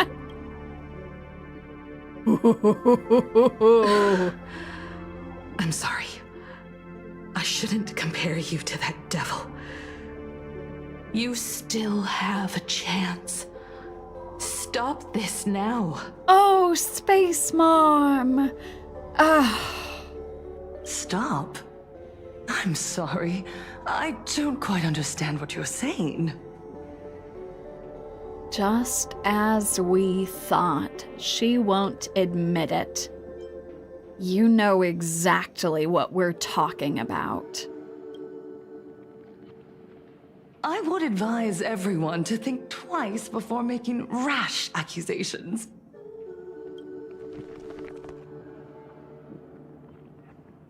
As a media professional, let me give you a piece of advice. From now on, when you're in front of a camera lens, watch your expressions and be cautious with your words and actions. Oh, I hate this woman so much! Oh my god! Unbelievable! Yeah, no, for real, we gotta bring our furbos here! Oh my god! At the very least, try not to look so flustered during this public exchange. Oh. We live in a world where we are constantly gazed upon and watched by others. This camera crew was originally prepared for my upcoming speech, but meeting you all here, it really adds a wonderful dramatic flair. To the audience watching from your screens, you know my name, and I know that right now, you are watching me. 15 years ago, With the tacit approval of the IPC and the Arcadia Council, the Master of Elation's divine ritual degenerated into a barbaric, bloody game. You and I, the residents of this Arcadia, surrendered a lifetime of dignity, wealth, and time to them. All in exchange for a single full meal. We are surrounded by bizarre entertainment and stimulating gore. We soak all day in shallow, boring programs, achieving nothing. And now, we must live in fear of the unscrupulous atrocities of these supplicants from beyond the sky, forcing smiles as we applaud and cheer for them. Oh my god, the hairs are standing up on my arms! This is terrifying. This is a woman who has so completely immersed herself in what and how you can twist narratives, saying enough things that are true while mixing it in with just enough that isn't. This is terrifying, all the while making herself to look like she's the one who's getting attacked here. Oh, God! Is this the happiness the god promised us? No! Absolutely not! The Master of Elation would never be deceived by miracles, but with pain and blood. What they desire to see are heartfelt smiles. And so, they granted me a revelation. No! Everyone, on that evening 15 years ago, what saved me was not luck. It was not the Supplicants, and it was certainly not the IPC. Right here, as the Herald of Death approached, step by step, the one who sent down a miracle was the Master of Elation. They allowed me to escape with my life. And when I was trapped in a small room, consumed by loneliness, they sent me a mask. They revealed my mission to me. To bring happiness back to a plain Arcadia that has lost its smile. Oh, God! I, Fulwish, survivor of the Bloodstained Games, hereby formally announce that I will join the Phantasmoon Games! In this game, I shall win the Eon of Elation's authority. And then, I will make smiles of happiness bloom on the faces of every single person in plain Arcadia! Okay, this is a terrifying way to announce her entrance into the games. Oh, no! Himiko, don't frown. Smile. I will bring happiness to you too, just as I will bring it to everyone. I won't manipulate the Phantasmoon Games like those high and mighty IPC executives. Nor will I treat the rewards granted by the God of Elation as bargaining chips for profit. Oh, I see. It's opposite day? It's opposite day, because everything you just said is the opposite of what you have done! We are in plain Arcadia, so we should decide the winner in a plain Arcadian way. Oh, by spectacle. Oh, God, I really want to hit her with the bat! I'll give you a stage if that's what you want. Oh my God. I invite you all to a televised debate at Fulwish TV in Seafeld City. The invitation extends to all supplicants. Oh, this is a terrible idea. But we can't refuse, because if we do, then she'll just twist us not being there is. Oh no! A plain Arcadian way? That's just a way that benefits you. We're not going. Oh, March! You can refuse, of course, but then, under the gaze of billions of viewers, you must accept your public image as frauds deceiving the world and cowards with guilty consciences. Remember, this isn't just an invitation. It is your only chance to defeat me in front of everyone. Since you believe you represent what is right. This woman! The stage is set. Come and perform this final act that will determine the future of the Arcadia with me. Or simply leave. The choice is yours. Oh, God! Darn it! Are we just going to let Fulwish walk away? We are right in the middle of the cameras she prepared. Remember to be cautious with your words and actions. Yep, we've already seen what she's done when I tried to talk. Let's leave here and return to the Express. Good grief. Hello, everyone, and welcome back to the Arcadian Morning Report. We're continuing our exclusive coverage. Screw you, Poofy! Shit! I've a complete full circle from being like, aw, they're so adorable, to being like, die. Die, you puppet demons! Spreading all kinds of misinformation! Oh, God! Okay, hold on. We're pretty close to 2 hours, so we're gonna take a quick hydration break. Definitely not because I need to calm myself down before I start puppet murdering. Yumi from 4.0 would have been horrified to hear this. But Yumi from 4.0 didn't know the depths of the depravity we would be subject to. Oh my God, the slander, the murder, the deception. All because of these wretched puppets and their horrible master. Okay. All right. I'm gonna try to calm down. Whatever y'all have to drink. Water, tea, soda, pilk, whatever else, have a drink real quick, and then we'll hop right back into this.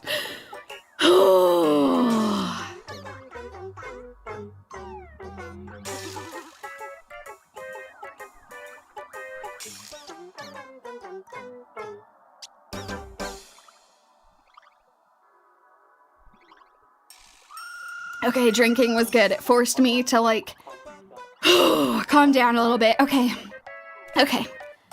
You know, I'm glad that you all are with me on our craving for the murder of these people. Elation is on a sabbatical. Oh, God. Also, thank you all for asking. I will try my best to find some time for us to do some of the fun side events together, because I really love playing the events with you folks, so. That is the plan. I've got some really cool stuff planned for next week, but it'd be fun to do some side events after we do some puppet murder. Okay, the tea can only do so much when the bat craves their faces. All right, please go on, Poofy. Just moments ago, we received some shocking news. The head of our station, Lady Fulwish, has officially announced that she will be entering the Phantasmoon Games as a supplicant. Oh my God. Oh no. Of course, we gotta give her good coverage. At the same time, Lady Fulwish has announced a blockbuster special! The end of a century TV debate! She's inviting supplicants to the Fulwish TV studio to discuss and debate the topic, what kind of future will the Phantasmoon Games bring to this world? Oh, good grief. What a magnificent topic! At a time when supplicants from beyond the sky are brazenly suppressing and insulting our local heroes, finally, a supplicant has appeared who truly cares about and represents the citizens of Plain Arcadia. Oh my God! What the hell is this? This is such bullshit. Oh my God. Too true. Ever since these Phantasmoon Games began, signs of things spiraling out of control have been popping up everywhere. For First, the famous streamer Sparksy tried to spread a memetic virus. Then the nameless of the Astral Express clashed with the Daybreak Squadron, causing severe damage to Lookout Cloud and the Skyline Express line. With so many accidents happening, you really can't help but wonder, are we seeing a repeat of the Bloodstained games from 15 years ago? Wow, who paid you to say that, huh? You got that right! Speaking of the Bloodstained games 15 years ago, Miss Fulwish herself was a survivor of that tragedy. She's come such a long way, never once letting her painful past keep her down. A true legend of resilience. If I could roll my eyes harder, they'd fall out of my head. Holy shit! Now Miss Fulwish has joined the fray as a supplicant. Ugh. She must be here to stop the tragedy from repeating itself and to reclaim the peaceful days this world deserves from the hands of supplicants from beyond the sky.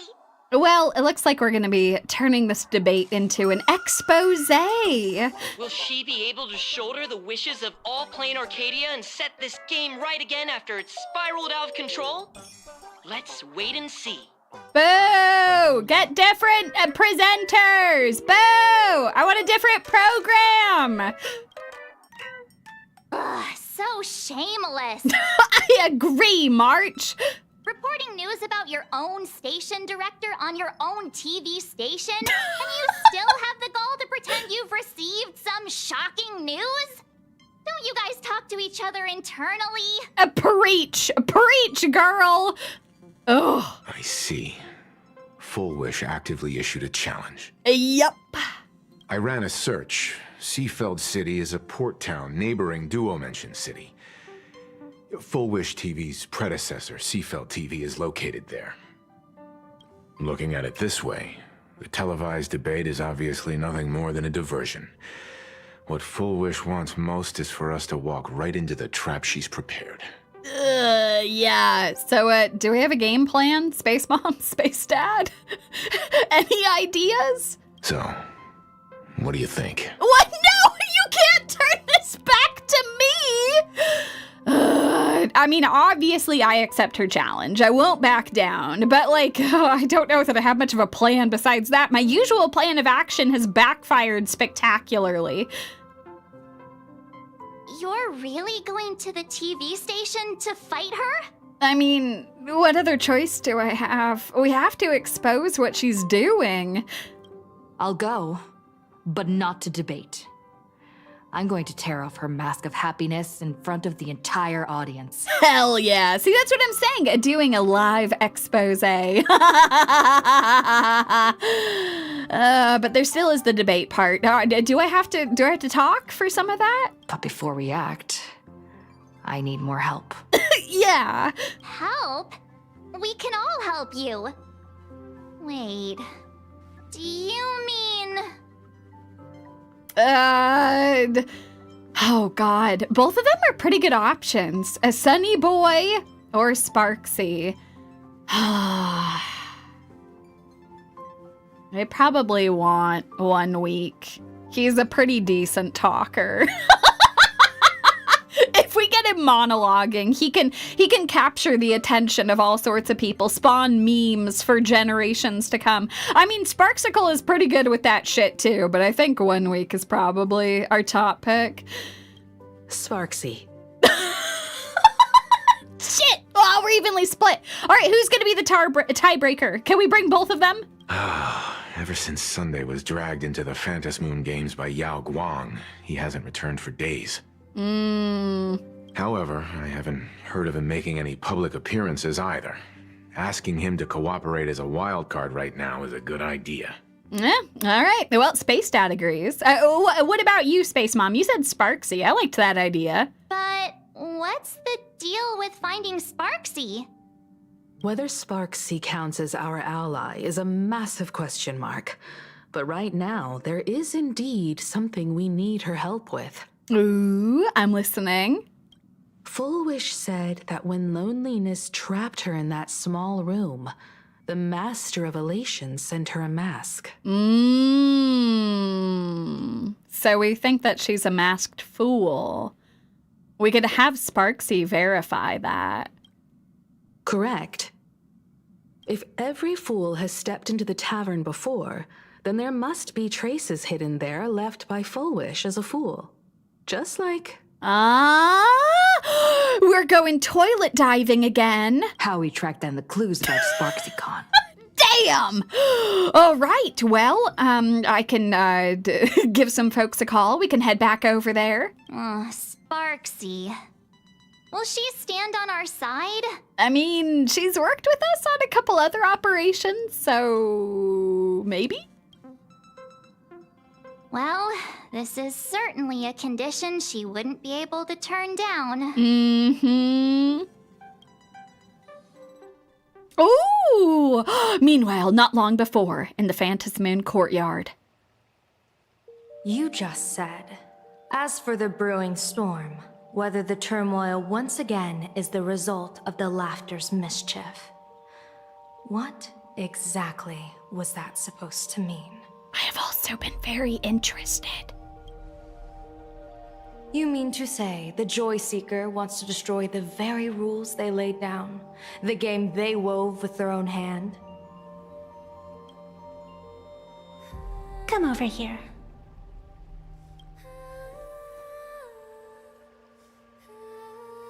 This fox mask is a ritual instrument I once used in dance and music. It accompanied me across vast distances in search of an elixir of immortality, a mark of who I was in life. Oh. I've lost count of how long it has been since I last wore it since being enlightened and transplanted here. But here it is, presented upon the altar again, which means... As the game's referee, you've been pushed onto the field.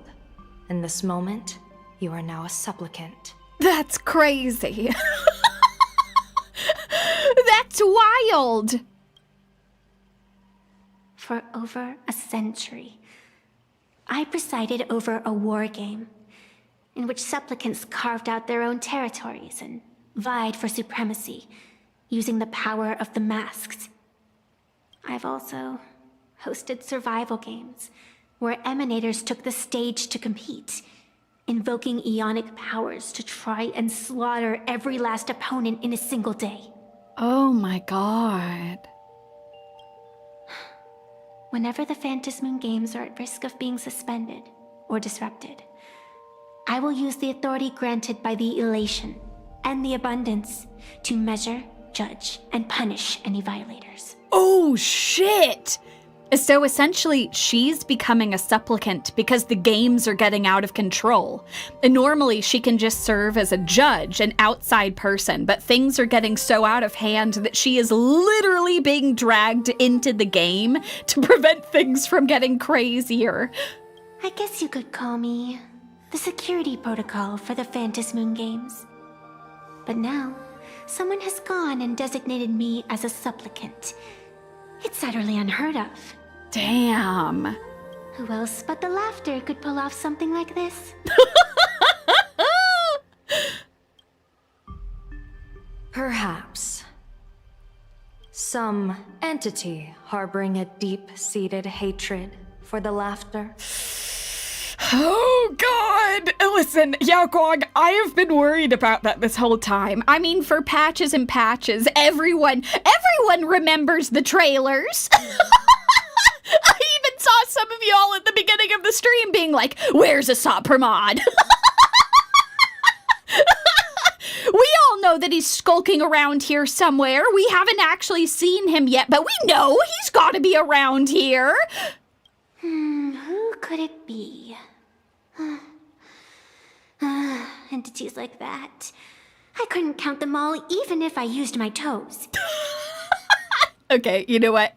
Nessia, fair play. It might not be Asat Pramod, but it seems likely that it's Asat Pramod. I warned that jerk ages ago. Take a joke too far, and you're bound to make enemies. See? Instant karma. You know, that is very fair. Never mind who he is or what he's after. We're here now. So what do you plan on doing? Fortune rests upon misfortune. and misfortune gives rise to fortune. Becoming a supplicant isn't necessarily a bad thing. Wouldn't that allow you to step openly into this chaos and drag the puppet master into the light? You're looking to team up with me? Team up with someone from the abominations of abundance that you Xianzhou people despise? That's hardly appropriate. You're an ancient sacred tree. It's the furthest thing from an abomination of abundance. No? God damn! Now this is the dream team right here. Holy shit. Oh, your standards are certainly flexible. The hunt and the abundance. We really make quite the interesting pair. Mm-hmm. So, where do you plan on starting? How about we start by freeing my friend in the tree? Oh! I nearly forgot about that. Chip away, little bird. I'll allow it. The connection has been restored. She's like, oh, whoops, sorry. I didn't want anyone listening in on us, but I did kind of forget to turn the bird back on. Yeah, I know, this is crazy. This is plain Arcadia insanity. The hunt and abundance are actually teaming up. This is wild. General Yao Guang and Miss Fox, I've received some news that might interest you.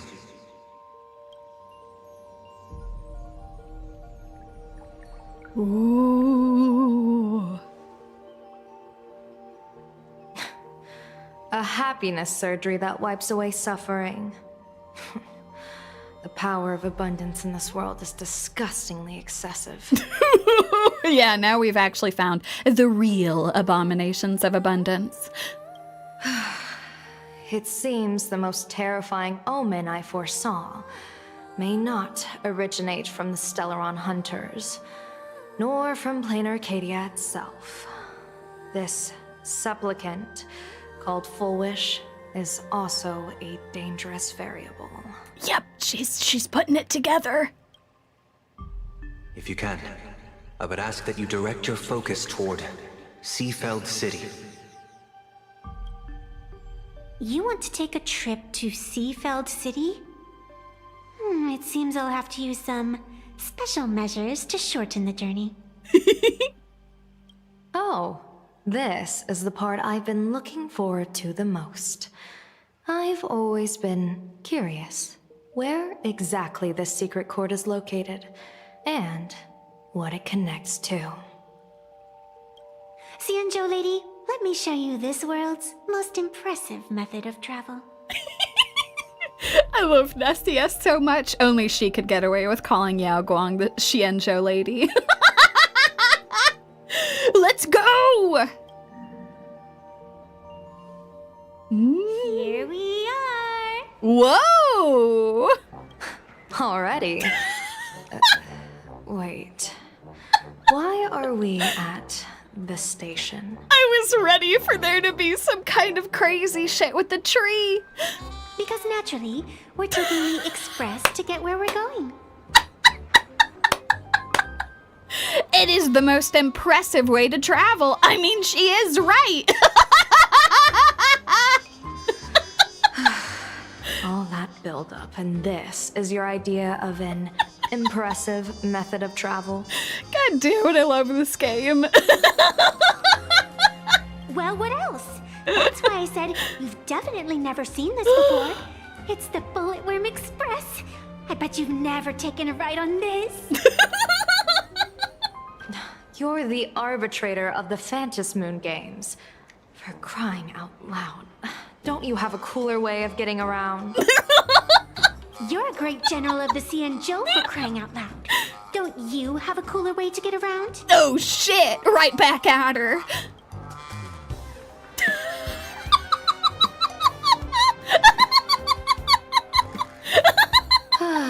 Fine, fine. For the first time in my life, I finally know what it feels like to be the fool. This is the true welcome to the planet of elation. Ding dong! The train bound for Seafeld City is arriving at the station. Hey, you got any money on you? Spot me a ticket, would ya? Oh my god, Nessia, you can't! You can't drag her here and then ask her to pay for your ticket.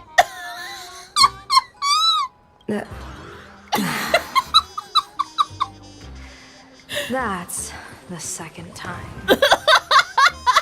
Unfortunately, I think you'll need to get used to it, Yao Guang. Or I'm sorry, Xianzhou lady.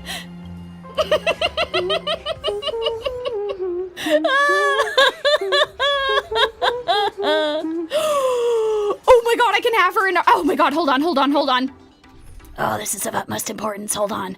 Let me swap my team out real quick. Sorry, I love you, Casterus.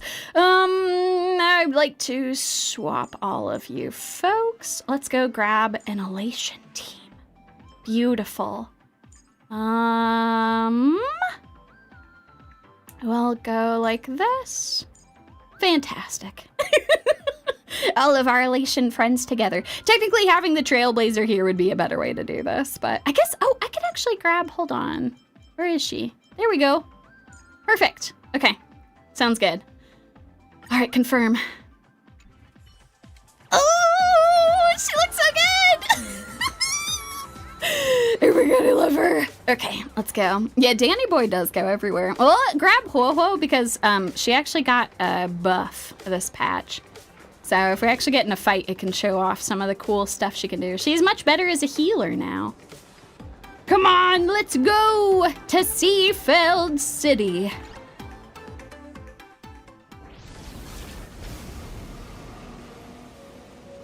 You haven't said a word the whole way, Xianzhou Diviner.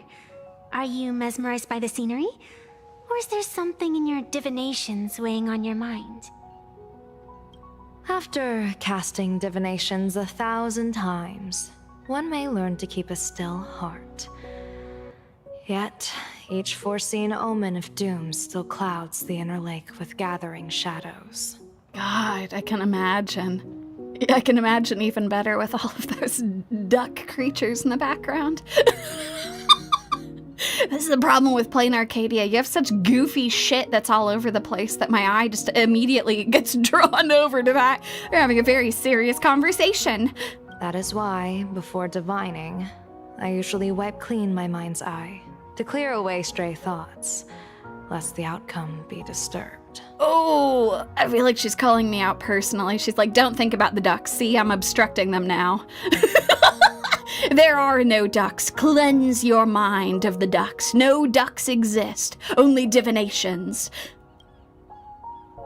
Take a word of advice from someone slightly your senior. Maybe it's nothing new to you. If we treat every approaching calamity like a final reckoning, wouldn't an infinite lifespan turn into prolonged suffering? Oh, that's a really good point. Enjoy the present. Indeed.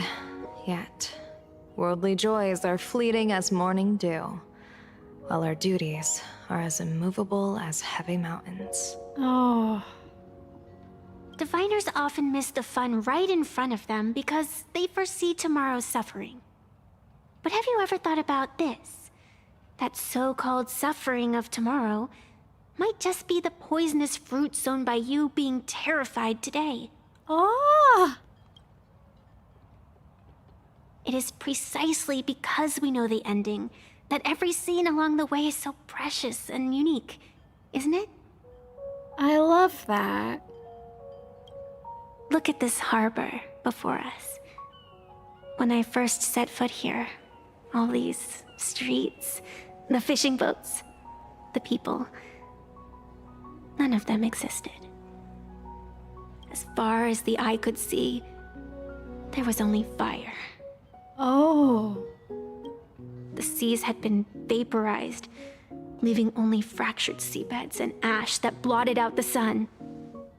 The demonic legions from beyond still hadn't departed, and the waves that would surge into Dovebrook had, in that moment, not yet arrived. just on the mountain over there, a painter and I looked out at the iron red scars on the earth.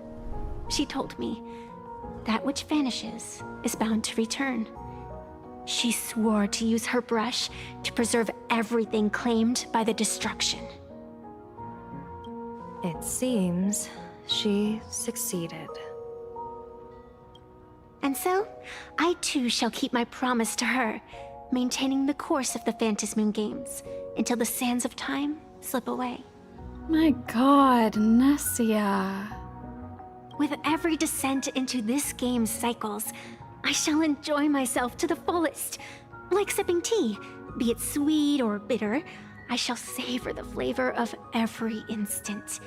To do otherwise would be a disservice to the people and things that have passed.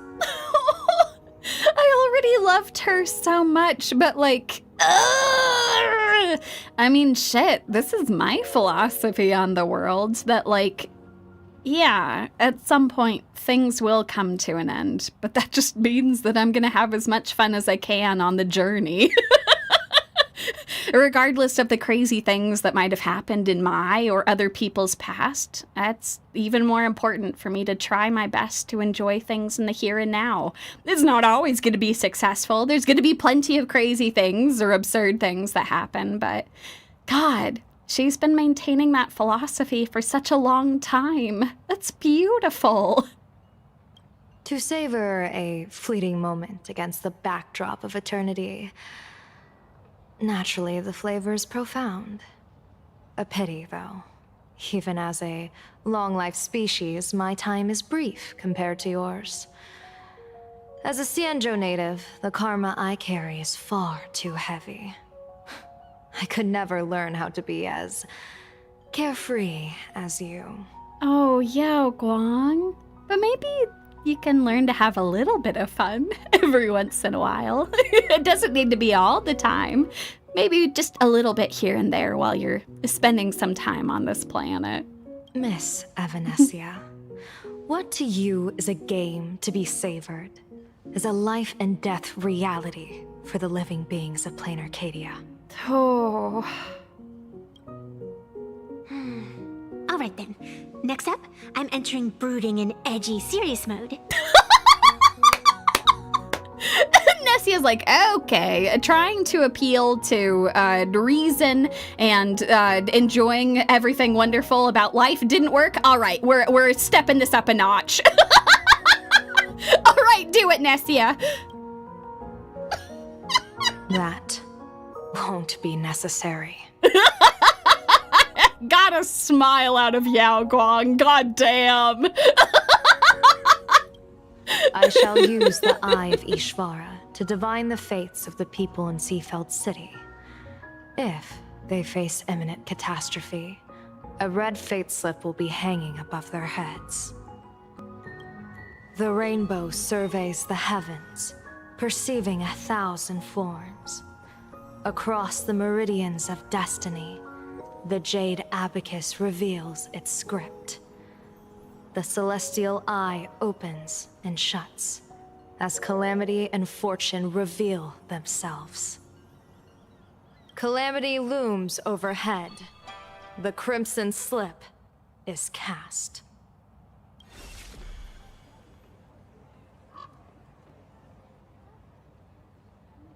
Mr. Sunday will share my insight with you through the spirit bird, Miss Evanesia.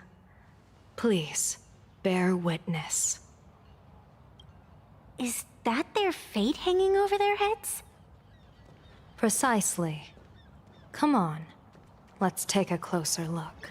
That sounds good. Hello, friends. Thanks for keeping us company during all of that. Huh. They're all looking... Why do these people have wheel slips hanging over their heads? Yeah. Huh. No crimsons to be seen at all.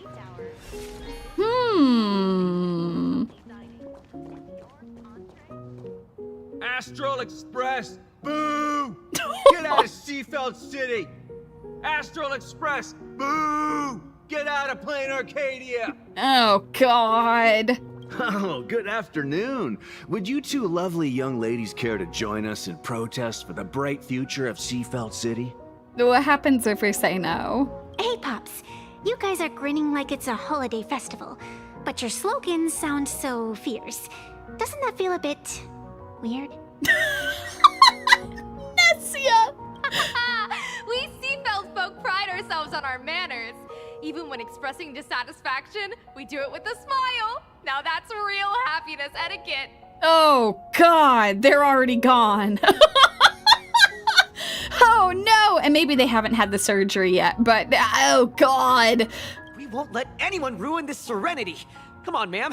Wave a flag with us. You'll feel better in no time.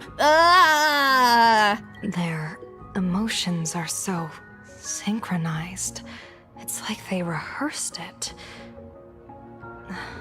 This kind of happiness feels like some compulsory routine. Oh, no.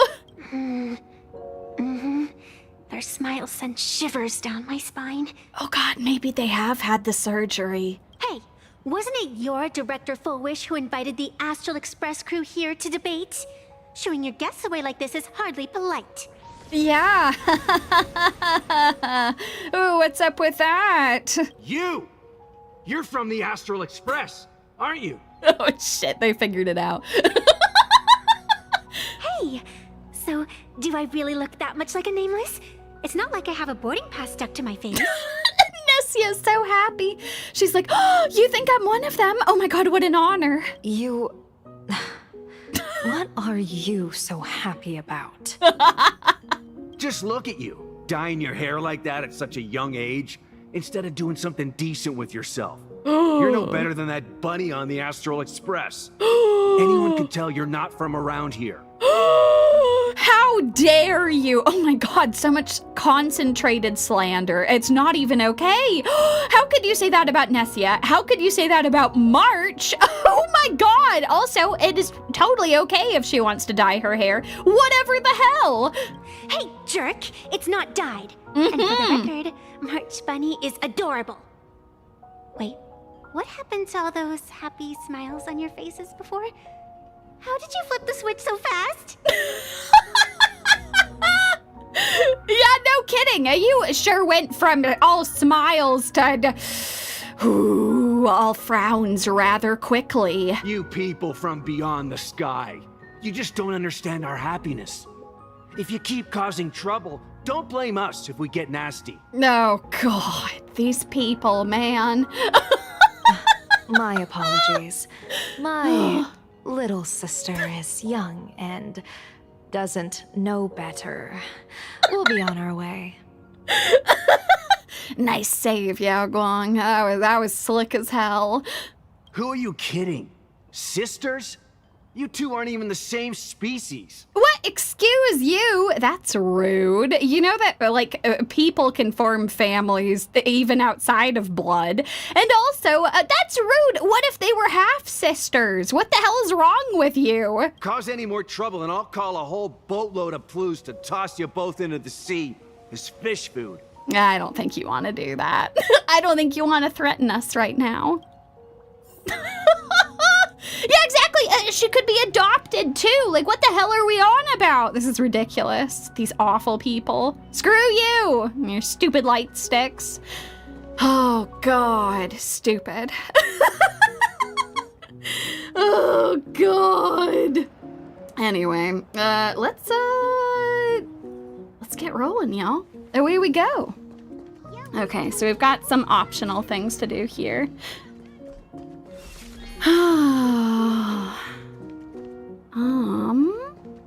Okay, we'll go this way first.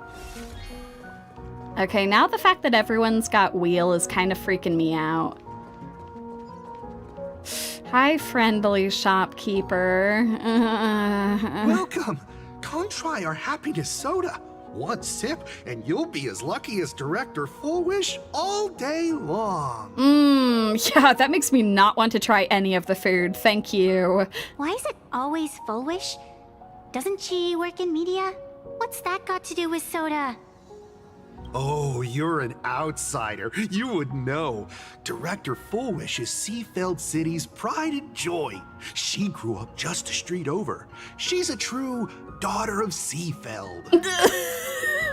I don't like this place. I thought it was very pretty when we first arrived, but the more we've talked to everyone, the more they are just all cultists. They're all just her cultists. I shouldn't have expected differently. I guess I was thinking that even though it was her home base of operations, like maybe there would be some normal people. Can you imagine? After that terrible disaster 15 years ago, that child lost her whole family. Just a little kid. Truly heartbreaking. I mean, yes. Yes, that's correct. I'm still a little curious about the relationship she had with her parents, but you know, it's fine. It could have just been a bit of time that she took to answer the question. But she did herself proud. She pulled herself through it all, relying on sheer grit and optimism. Fulwish TV, back then it was still called Seafeld TV, even produced a special documentary about her called A Smile Against Adversity. I can't even tell you how many people were touched by it. And now, despite all her success, she hasn't forgotten to bring happiness to everyone. It's just amazing. Do you really feel happy right now? Yeah, Quan. She's just like, oh God, what's wrong with you people? Of course. Just look at how happy I am. It's all thanks to the Research Society of Happy Smiles and Miss Fulwish. She not only supports the local economy, but she's brought with her a positive attitude toward life.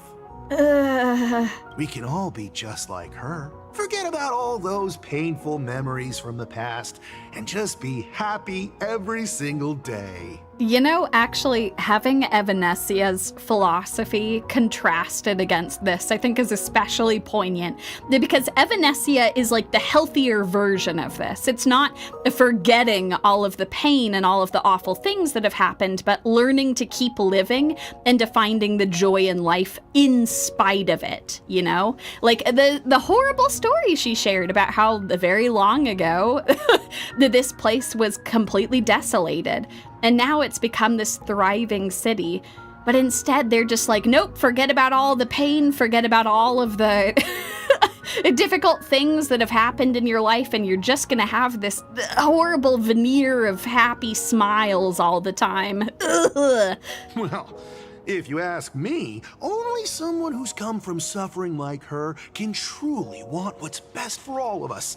She's the one who could deal with all those outsider supplicants running amok and bring glory to our people.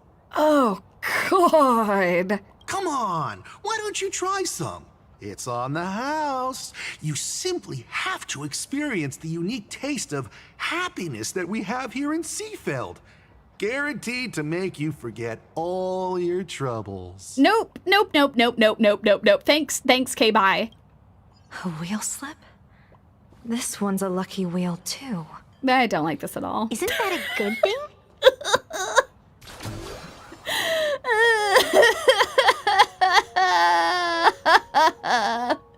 Hi, reporter. The sun is shining and the vibes are immaculate. This is Fulwish TV's Happiness on the Street, bringing you real smiles straight from the streets of Seafeld.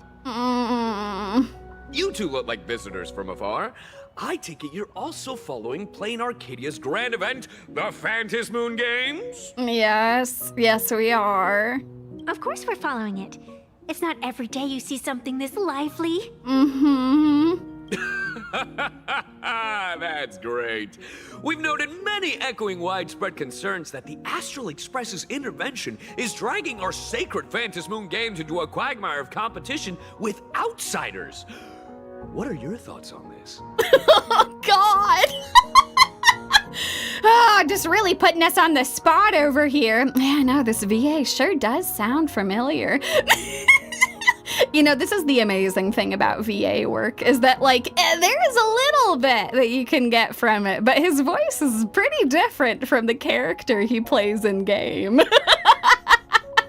Sayu is absolutely amazing, man. Widespread concerns?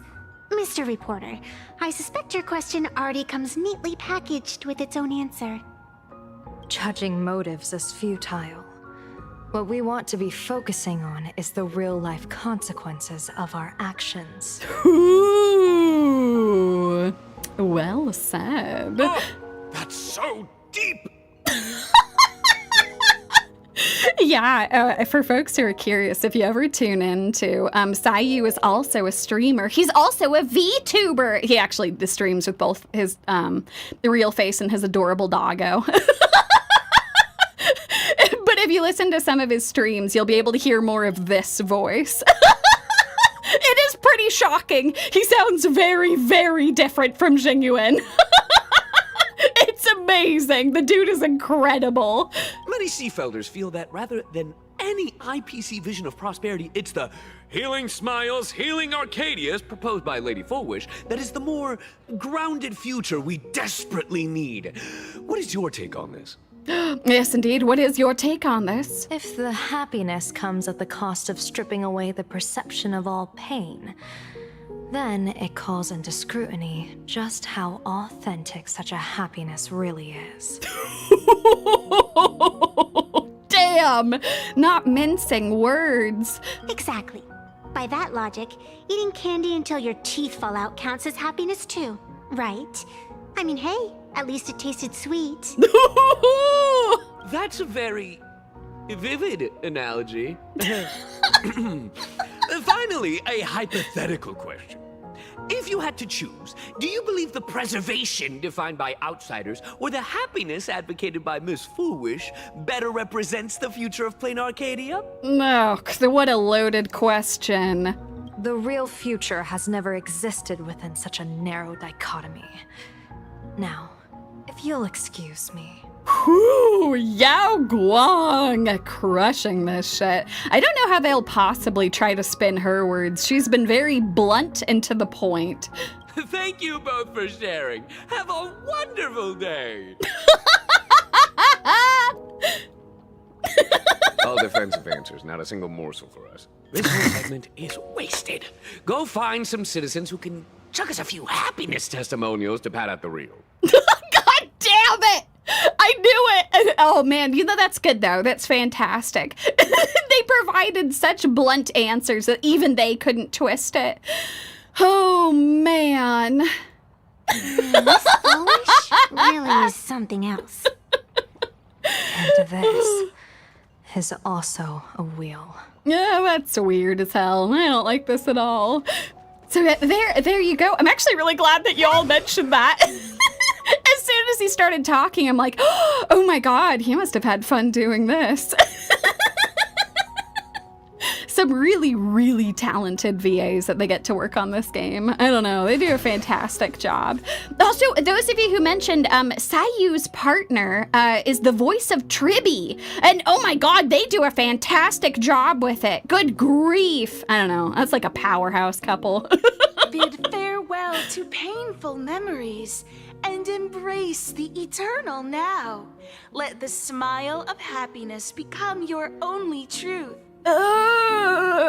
Follow Master Fulwish's path, embrace rebirth, and you and I can both become the happiest people in this Arcadia. This is so creepy. How very strange. Yeah. No matter how many times I perform the divination, the signs hovering above the passers-by in Seafeld City are all wheels, signifying peace. That's not good. Is my Eye of Ishvar suffering interference from a supplicant's abilities here? But how is that possible? It could be interference from the abundance! I actually think your judgment is looking more and more likely. The pedestrians on the roadside, the fishermen at the port, the shopkeepers on the street, and the ones preaching happiness.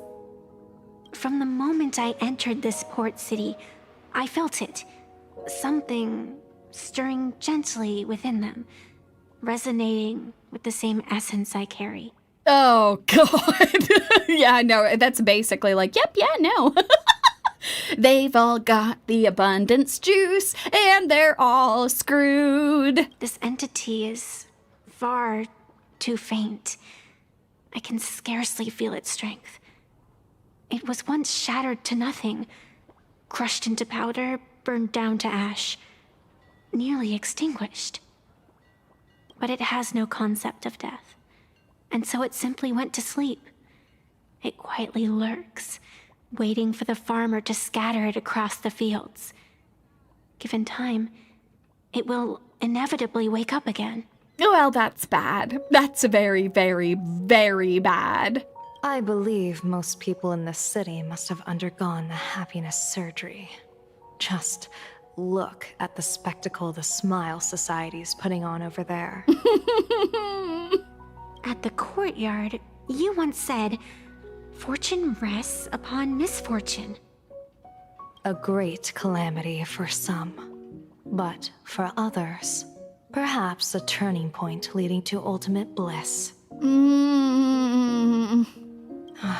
If there really is something that lets people survive apocalyptic disaster, then a wheel slip hanging above their heads would be only fitting. Oh, God. So if the disaster is something related to the abundance, all these people who are already infected by it probably wouldn't be affected. Oh, God. However, those who survive will no longer be human. Is the Bliss Blade getting to die? Don't give him hope. He's already thinking that maybe something positive could happen for him here. Oh, God. By that time, there won't be any need for a general of the Xianzhou to petition an audience. The gaze of the hunt will be firmly locked on this place. Yup. Follow me. What's your plan? My plan? As the referee of the Phantasmoon Games, former referee, I mean, when faced with a supplicant who blatantly breaks the rules and dispenses blessings on a whim, the only thing I can do is issue an executive ruling. Oh. Oh, shit. So, this so-called ruling, does it involve summoning a bolt of lightning from the sky to just zap Fulwish dead out of nowhere? It's nothing so violent. For my judgment, I must first retrieve the sacred instrument. Only by using it to measure the supplicant's crimes can we sever her power. It's like a gardener pruning overgrown branches. I see. I did really like Yao Guang's idea. Oh, excuse me. Let me grab this. Thank you. Could it Excellent. be plot armor? We're almost there. Oh. Man, it is very pretty here. I'm just, a little concerned about all the people and all the cultists that are gathered here, you know. Is this it? You keep this sacred instrument out here in broad daylight? Aren't you worried someone might make it disappear? Hold your horses. We've still got a ways to go. As for my precious measuring instrument, do you really think I'd just leave it lying around in the middle of nowhere? I mean, we'd hope that you didn't. With all due respect, there is no path ahead. I get it. It's probably just an optical illusion. Extraordinary beings like you always love pulling that "the path only opens to the destined" trick. What's next? A secret passphrase? Do I find a stone matrix and jump through it? Or maybe, do you sing a little song, wave your hand, and the trees just obediently stand up and split into two neat rows? Oh my God. I I'm no Woof Woof Dawn. I don't have that kind of skill. Oh my god, of course that's her point of reference. I love how Yao Guang is like, okay, what stupid shit are you gonna make me do to go and get this sacred instrument? A long time ago, I raised a floating island right here for someone to paint. Oh. To prevent others from wandering in by mistake, I asked that artist to paint thick fog and woodland here, so passersby wouldn't stray inside. We made a deal. As long as I play my song, the fog will disperse. Oh my god, she was right. A bizarre melody must be played. Away we go.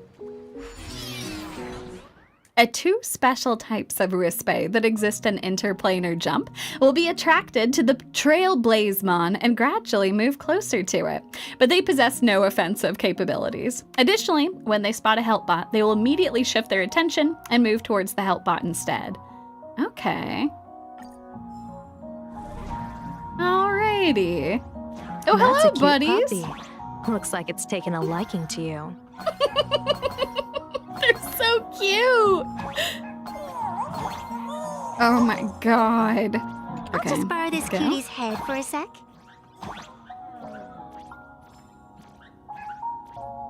Ooh, come on, buddy. I can probably... There we go. There we go. Okay. I forgot I could double jump. Excellent. Oh! When they drop off the spikes. That's so sad. It's okay, buddy. You're gonna be all right.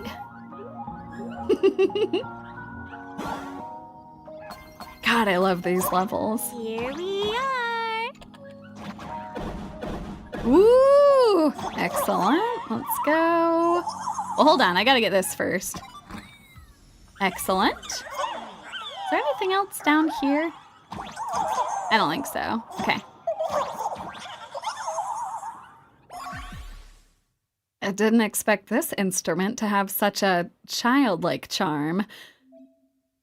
I remember the music score being... Oh, God! Okay, so let's go like this.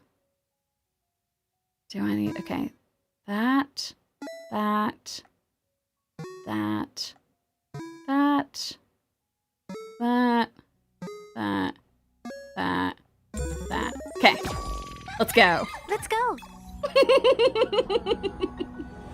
The music plays. The mist dissipates. Fantastic work. Down we go. Attention visitors. Please keep off the grass and refrain from picking flowers. We ask that you treat public facilities with care. Thank you for your cooperation and enjoy your visit. May the laughter keep you smiling. Oh, this place is terrifying. We're getting out of here. Let's go, let's go. Come on. Away we go. What do you think? Ooh. It's beautiful, isn't it? Compared to the Yuchue's scenery, I suppose it's more natural. Would it kill you to pay a compliment?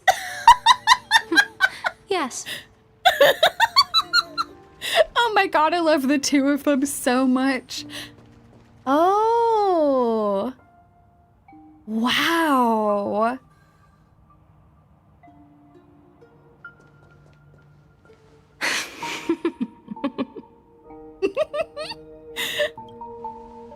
What are you laughing at? My apologies. I didn't mean to mock. I was merely curious. Is this thing really the sacred instrument with which you pass judgment upon supplicants? Is it really just a literal ruler?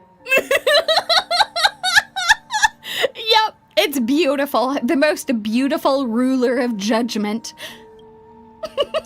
Hey, don't underestimate the spirit branch of true law. When it first appeared in the form of a blade 150 years ago, it could cleave a mountain in half with a single effortless swing. Ooh, well, that's impressive. Miss Evanesia, let's keep such fanciful tales between us, shall we? Yao Guang, you don't believe that this ruler could cleave a mountain in twain? Best not go spreading them around. If any of the Cosmicon Collective players find out, we'll never hear the end of their complaints about how mountain-busting power levels are for noobs. Shit, she might have a point. I never expected a high-ranking Xianzhou general to be so well-versed in the gossip here on Plain Arcadia. Well, I mean, she was one of the high-ranking players in Cosmicon Collective, as we all know. Such is the way of a diviner. To enter a place is to observe its local custom. And to go around challenging the kids to card battles and stuff like that. In your off time, I understand. Same goes for us arbiters. Times change, and my babies have to change with them. Oh. Just picture it. A pretty girl in a school uniform, striding through the streets with a giant sword slung over her shoulder. You're right.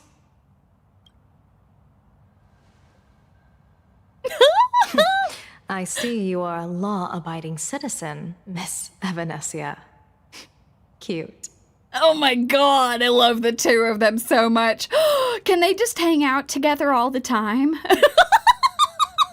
Oh my god, that was a genuine laugh and smile.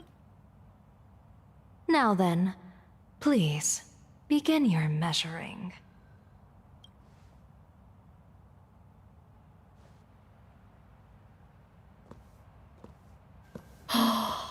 This is great.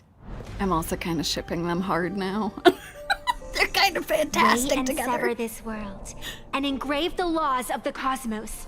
Spirit branch of true law. Ooh! By the scale that adjudicates reality and illusion, truth and falsehood. Measure for me all sins beneath the Phantasmoon that transgress the law.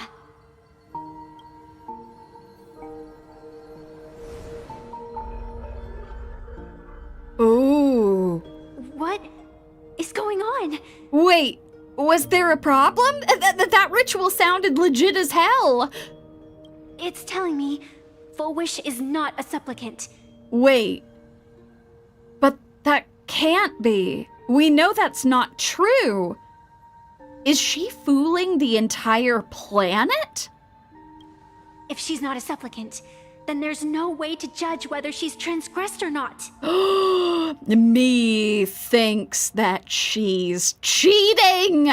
Is she pretending that she is a supplicant when she's not? Or is she just fooling Plain Arcadia itself? Oh, either way, this is not good. What do you mean? If Fulwish isn't a supplicant, why would she openly declare that she's joining the Phantasmoon Games? And that mask, back of the altar, shaped like an 8-legged creature. Just who does it belong to? Ooh, an octomorph. Behind that mask, countless supplicants are wearing it. They're spread across all Sifu. No, all of Duo-Mention City too. Wait, is that why the Daybreak Squadron had those masks? Supplicants.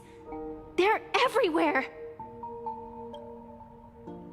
Well, that's not in the history good. of the Phantasmoon Games, have I ever seen a situation like this?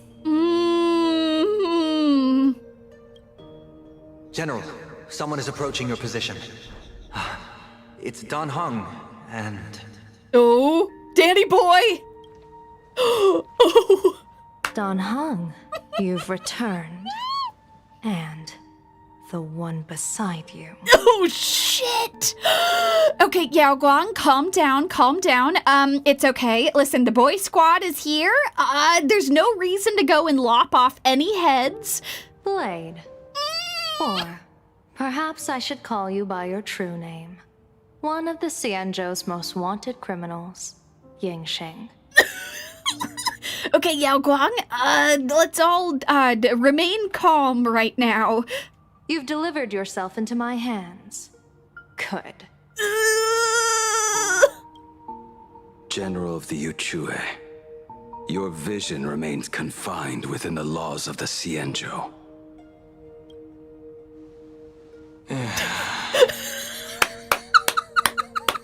Danny boy! Oh, thank you. You are just exactly where I'm at right now. That's my big brother right there being like, oh shit, I just made a mistake. It was a bad idea to let these two meet. I came here to kill our common enemy. Okay. Our common enemy. You are the Cienjo's enemy. Ever since you became a Stellaron hunter, you have slain countless emissaries of judgment sent by the Shuling Palace of Law to capture you. You even incited the artisans of the Juming to reforge your blade, entangling them in your crimes. So far, all of the things she's saying are correct. But your most unforgivable crime is daring to break into the Ten Lords Commission restricted area on the Cienjo Yuchue with your accomplices. You destroyed the Ashen Steelwood, disturbed the slumber of our valiant heroes, and stole the secrets of the dead. Ooh. What kind of vision drove you to commit the countless crimes of your past? And what common enemy could possibly stand between you and me? By all means, enlighten me. Oh? Well, I was in seclusion all these years. You've clearly been up to quite a lot. Oh no, even Ashvale is blindsided. Oh no! Yeah, well listen, your old buddy has been up to some, let's call it stuff. In addition to everything that was just said. If I'd known you were such a magnet for trouble back when you came to the Juming, begging for a sword, I would have dragged you out of the forge and drafted you into my crew myself. Tied up, if necessary.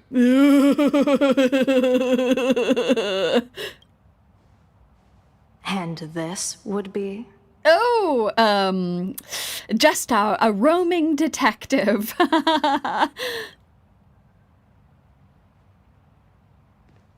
A pleasure to meet you, General Yao Guang.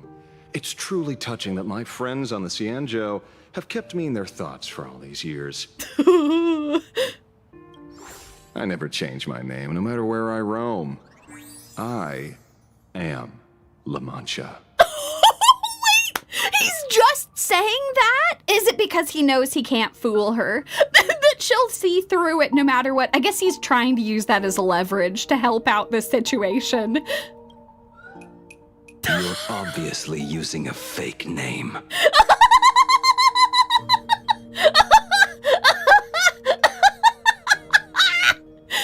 You know, that's true. It does seem that she won't believe it. The head of the Galaxy Rangers.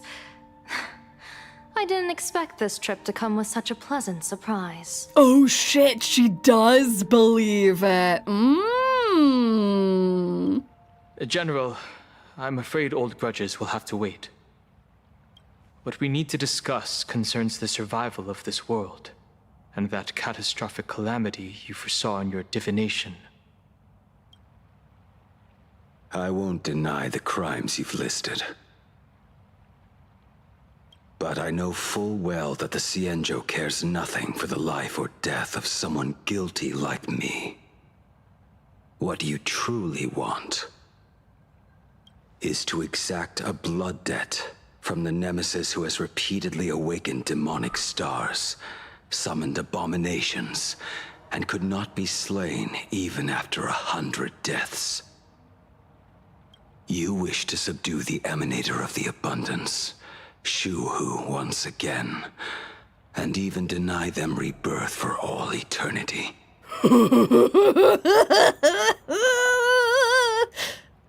And now, General, I have brought this opportunity before you. If you are dead set on condemning me to answer for my crimes, I will submit to your judgment and board the Navis Astridura for the Shuling's Inquisition. Oh. But as I said, I did not come here today to play the savior. I came to stop the past from repeating itself, and to prevent our common enemy from having their way. General, if you do not want the fate of the Battle of the Fenghu from 30 years ago to fall at your feet, then you must believe what I am about to say. The happiness surgery promoted by the Smile Society utilizes none other than Shuhu's cells. Cells acquired from an unknown source. Oh, we're... Oh my god! Oh no! This is even worse than I thought. Oh no, this is so bad. Oh no, no, no, no, no, no, no, no, no, this is terrible. It's not just any abundance, it is actually Shuhu.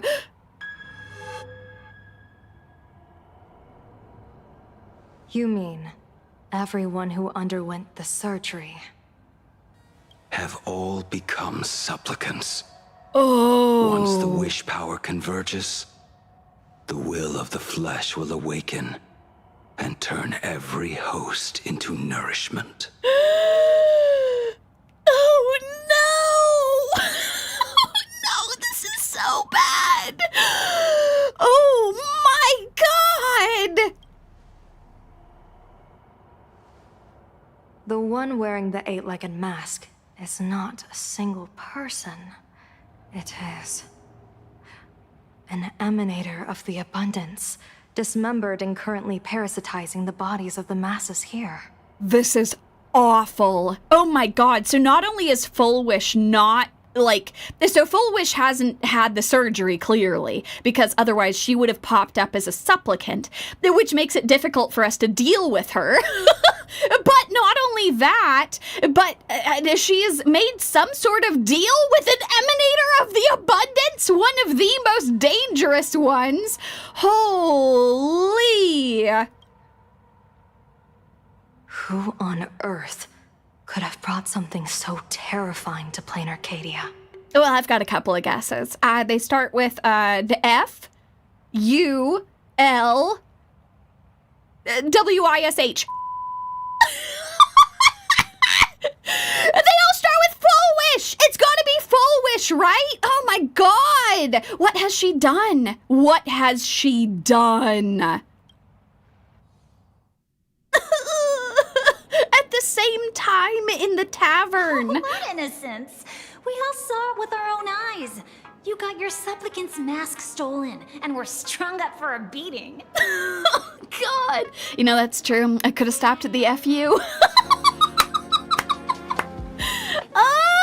Yeah, that is because are we saying that the Intelligentsia Guild had some of Shuhu's cells, or did she just find that independently? Good grief, how would you even come into contact with something like that? Oh, God. This is terrible. This is absolutely terrible. Good God. You all, anytime there's any theory, how could this have happened? It was definitely a Sot Pramod. I mean, it is pretty likely, but also it is kind of a beautiful meme. We're all just theorizing all kinds of stuff. Well, it's gotta be a Sot Pramod. Oh, God. Okay, anyway, please go on. Yeah, you even went out of your way to set up a live stream for yourself. Afraid the whole universe would miss your heroic bearing, huh? A live-streamed public punishment! Okay, that's enough from you, bystanding fool. What do you mean, stolen? Can a supplicant's affairs really be considered stealing? That's called tactical emotional engagement. A tactic and an art. Don't you get it? Yeah, sure, Sparksy. That's exactly it. Yoo-hoo! If it isn't the Astral Express's famous Lil Raccoon. Did you miss my pranks? Of course. Listen, I need a big favor from you. Did you get the invitation for the Supplicant debate at Fulwish TV? My, oh my, talk about bad timing. My stream got banned, and the leader of the haters confiscated my supplicant mask. As for the debate, I'm afraid the spirit is willing, but the flesh is weak. But, seeing as you called, you clearly still have a shred of conscience left in you. Are you planning to give me a chance to haggle? Answer me this question first. Is Fulwish really a masked fool? The tavern doesn't exactly register every fool's name and address. But having watched her stream, I believe she is. As for why, call it a kindred intuition. And just listen to her slogan. Healing smiles, healing Arcadius. That level of crazy? She's a certified fool. Alright, that also tracks too, so she is someone who hides behind a mask. That does make a lot of sense. Most masked fools make a huge racket when they approach you. That, hey look, I'm about to stir up some trouble vibe is impossible to hide. You know what? Based on prior experience, that does track. But Fulwish is clearly the exception. Her brand of crazy is calm and sophisticated. Yeah, but she still has an entire news network stroking her ego, so I'd believe it. Look at that haute couture getup she's wearing. It's worth 10 times a normal person's salary. Who'd have guessed a career woman with state levels of wealth who was always preaching social welfare would be a masked fool? Simply the most exquisite disguise. Hearing Sparksy compliment her is a little unsettling. I'd like to ask you to look into her background for me. Yes, please, and thank you. Now that's going too far. You actually want me to betray another masked fool? I mean, see it as calling in a favor. Also, do you want your mask back or not? Give me the intel on Fulwish, and I'll return the mask to you. Seems pretty fair, don't you think? Betrayal itself. That's the finest reward of all. Deal. Leave it to me. I'll contact you as soon as I get the intel. Alrighty. Fulwish. Is there really someone like that among the masked fools? How come I'd never heard of her? Maybe we should ask Giovanni about her. He's got connections everywhere after all.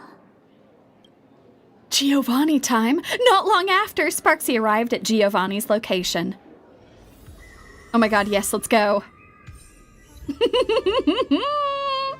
You know what, hold on. I love you, Casterus, but give me 1 second. I'm gonna go grab my Sparksy team.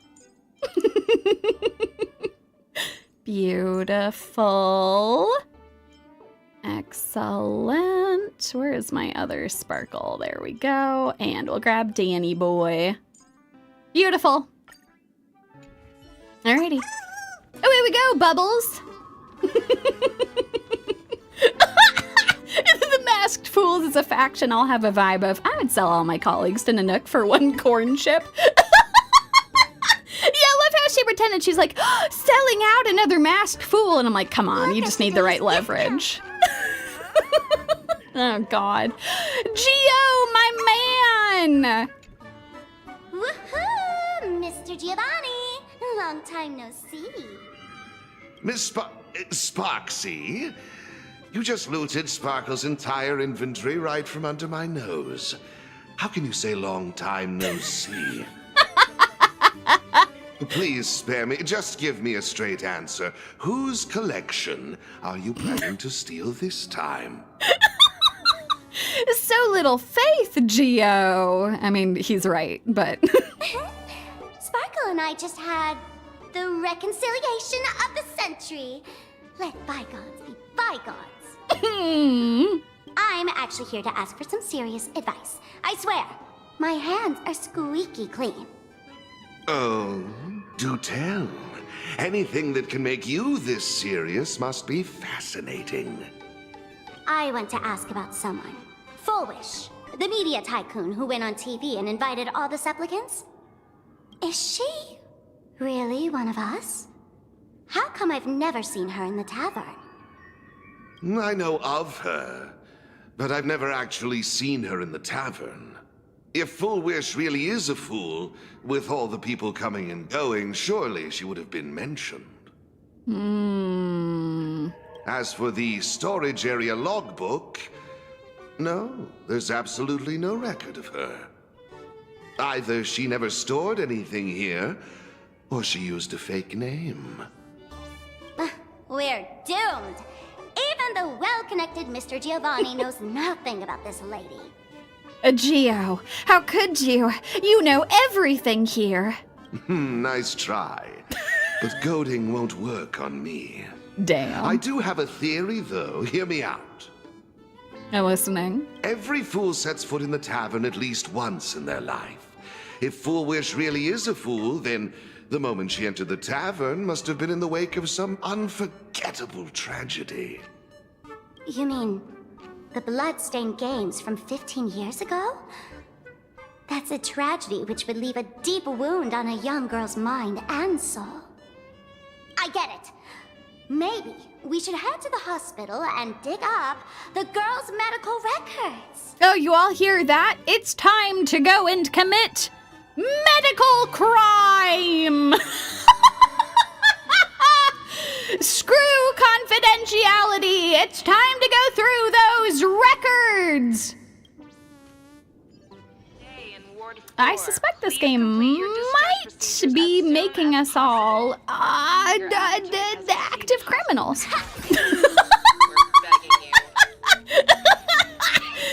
We're just committing HIPAA violations left and right. So let's go. Oh, God. All right, let's go take a look. Attention patients. Ooh. Please refrain from eating beef hot pot in the hallway. If you wish to dine, please invite the hospital director to join you. Thank you. You all hear that? Make sure to call the hospital director if you want to do beef hot pot. You know, that is true. It is Sparksy doing it, not us. And that is a very important difference. Okay, Sparksy, let's go.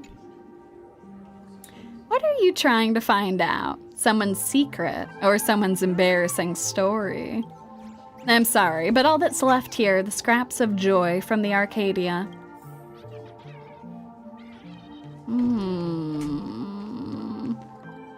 You don't say. Let's go, take a look over here and investigate. Patient name, plain Arcadia. A diagnosis, sadness, tears, fear, and misery. Who made a medical file for plain Arcadia? All right, let's go. A strange note is tucked inside the filing cabinet. It reads, for a patient, the defining trait is illness. Without it, they wouldn't be a patient. For a plain Arcadian, the defining trait is happiness. Fulwish. Fulwish. Found it. Hey! Read those HIPAA notes. A medical record, Fulwish. Name, Fulwish, sex, female. Homeland, plain Arcadia. Species, humanoid. Category, Ahatopian subspecies. A department, cranial neurology department. A chief complaint. After experiencing significant psychological trauma, the patient developed an unknown disorder in the language center.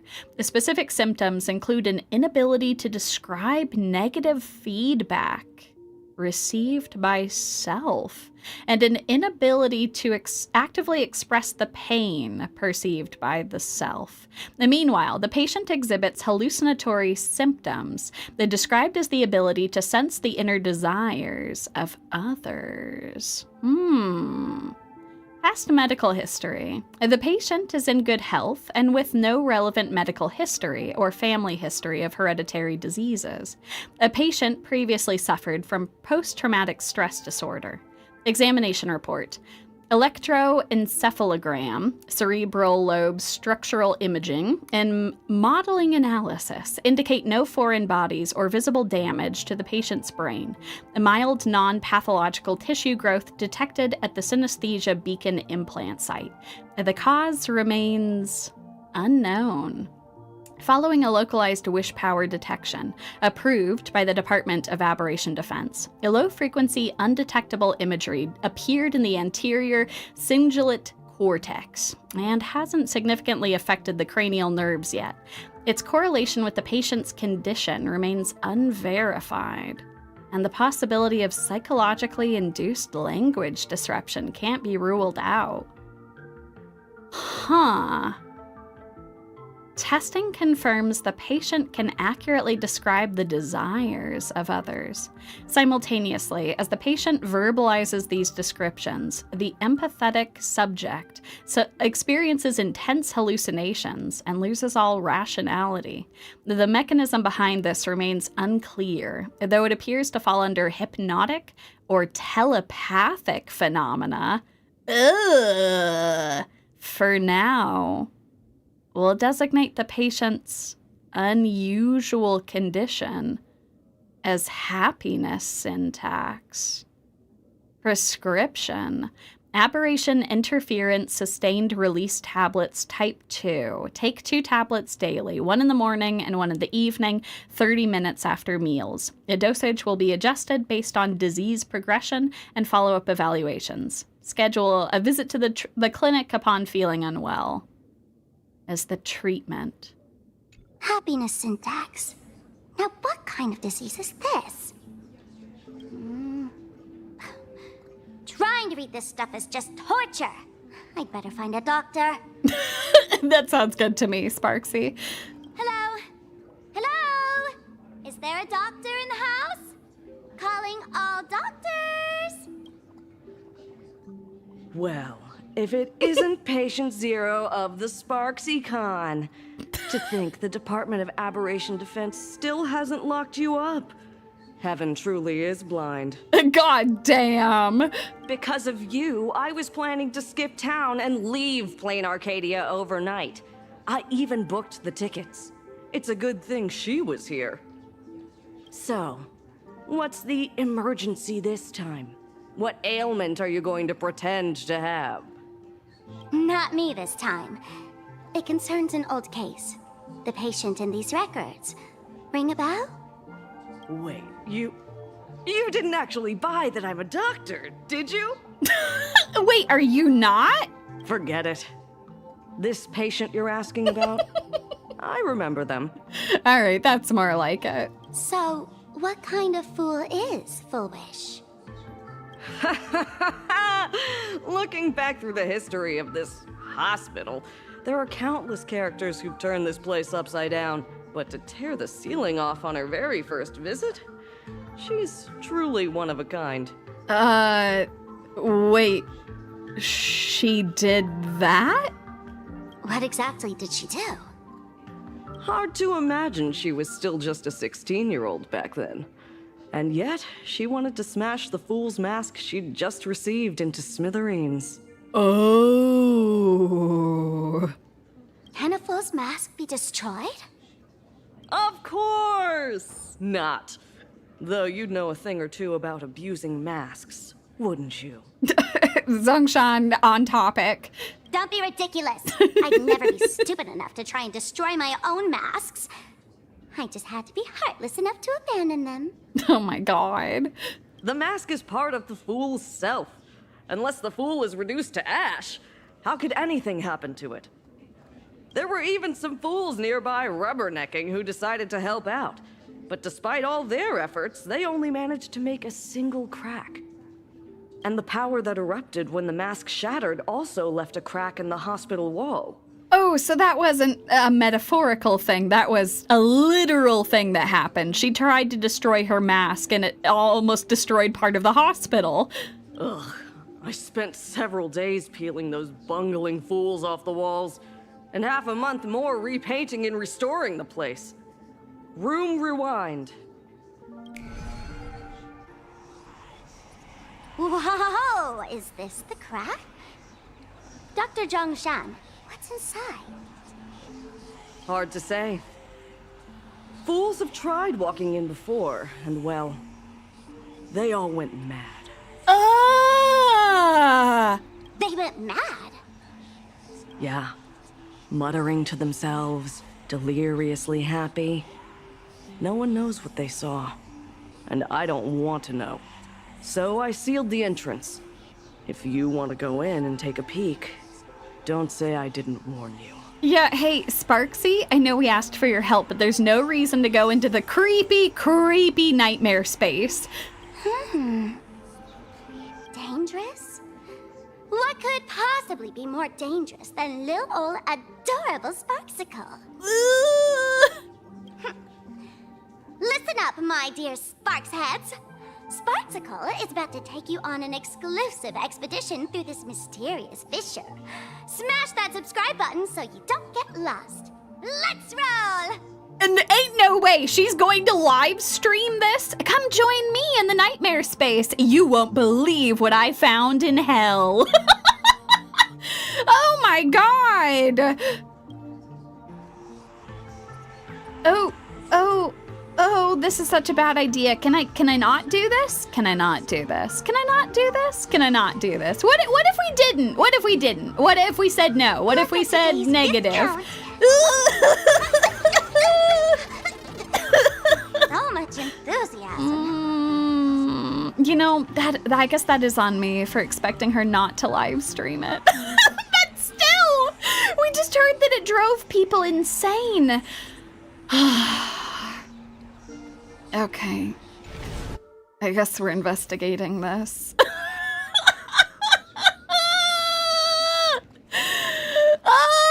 Okay, remember everyone, safety protocols. If you see any untold horrors from beyond all space and reason, remember to cover your eyes. Go into a room where there's no sound, where there's no light, and just hang out there for a little bit. Sit with your thoughts for a little while. That's the protocol for dealing with all kinds of messed up stuff and plain Arcadia and mimetic viruses, so I'm sure it'll work out if something tries to take over your mind.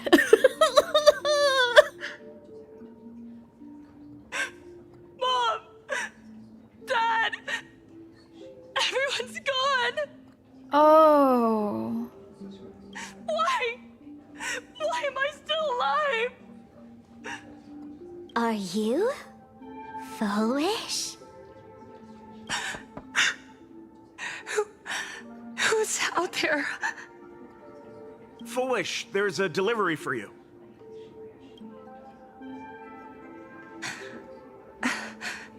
This is... Who's this from? I didn't buy anything.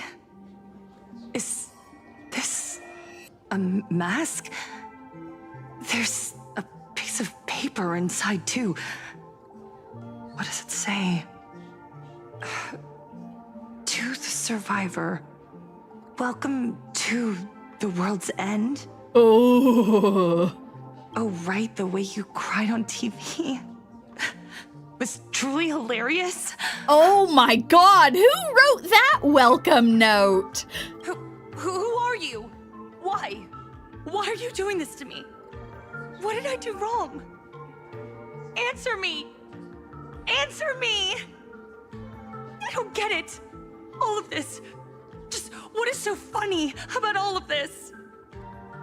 What the heck? That's the day she received an invitation to the tavern. That is ghoulish. Tell me that's not how everyone receives their mask. I really don't know which utter degenerate from the tavern sent her such a cruel joke. Even someone as stone-hearted as me can barely stand to watch. Yeah, no kidding. Wait, these hallucinations. Exactly what part of them is supposed to be happy? Oh, I don't like this. I don't like this. How did you get in? Never mind. That's not important. Welcome. Don't be afraid. Relax. You're that streamer who caused a scene at Graphia Academy, right? Wait. This isn't the actual Fulwish, is it? I thought we were just seeing memories. How does she know about that? Whoa! Even a media mogul like you recognizes me? The first battle between Supplicants made your name known to all. I can hear the desire in your heart, Miss Sparksy.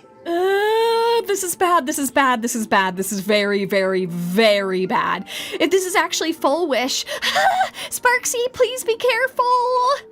You can hear my desire? You charged in here seeking answers, didn't you? To mercilessly tear the mask off another masked fool. See what card she's holding. You'll get your wish. Just like you, I obtained my own mask through a twist of fate. But unlike most of you, I don't even want to touch it. So, I'm not like you, with all your miraculous powers. I possess only one trivial little talent. I can hear the happiness you desire most, deep within your hearts. So all this time, she wasn't just good at reading people. And when they ran into her with all of her cult followers, and she was naming the things they desired the most, it's because she has the ability to detect that. She can actually hear it.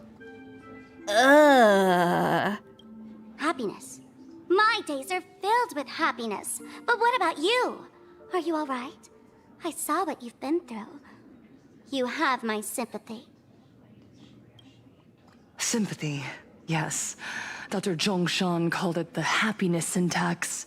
She mistook it for some kind of disease. But I say no.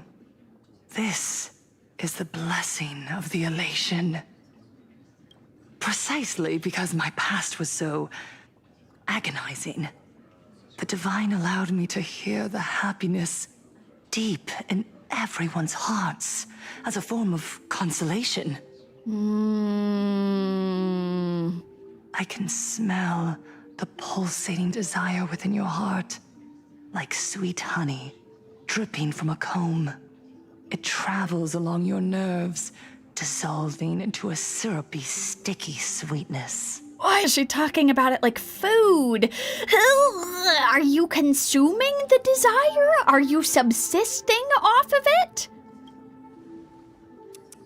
No surprise there. After all, I'm just a sweet girl whose sugar content is totally off the charts. God damn it, Sparksy. But Miss Connoisseur, merely savoring the scent isn't enough.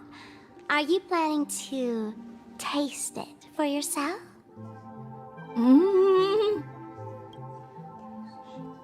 As you wish. Let us start tasting from the first bite. Recognition. Deep within your heart, you desire everyone's gaze to be filled with adoration. The secret you use to seduce the audience is the very same thing you crave yourself, isn't it? Correct. Oh, God. Next comes victory. The first Supplicant battle was merely a minor setback. Without a doubt, once the mask is back in your hands, you will conquer the entire Phantasmoon Games with ease. Oh, don't do it! Oh my God, Sparksy, don't drink the Kool-Aid! Oh no! That's it! That's exactly how it should be!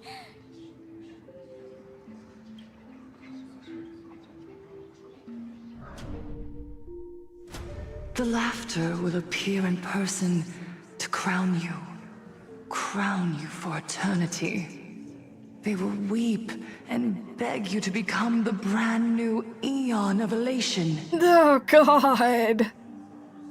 And the end of all this is eternal fulfillment. It's so quiet. All that revelry is nothing but hollow noise, meant to fill the void before reaching this ultimate fulfillment. Come here, newborn god. Behold this world that belongs to you. It lies at your feet, submissive, humble, within your grasp. Jump down. No, no, no, no, no, no, no, Sparksy, Sparksy, Sparksy! Throw yourself at it. Embrace it. This paradise will become one with you, leaving no distinction between you.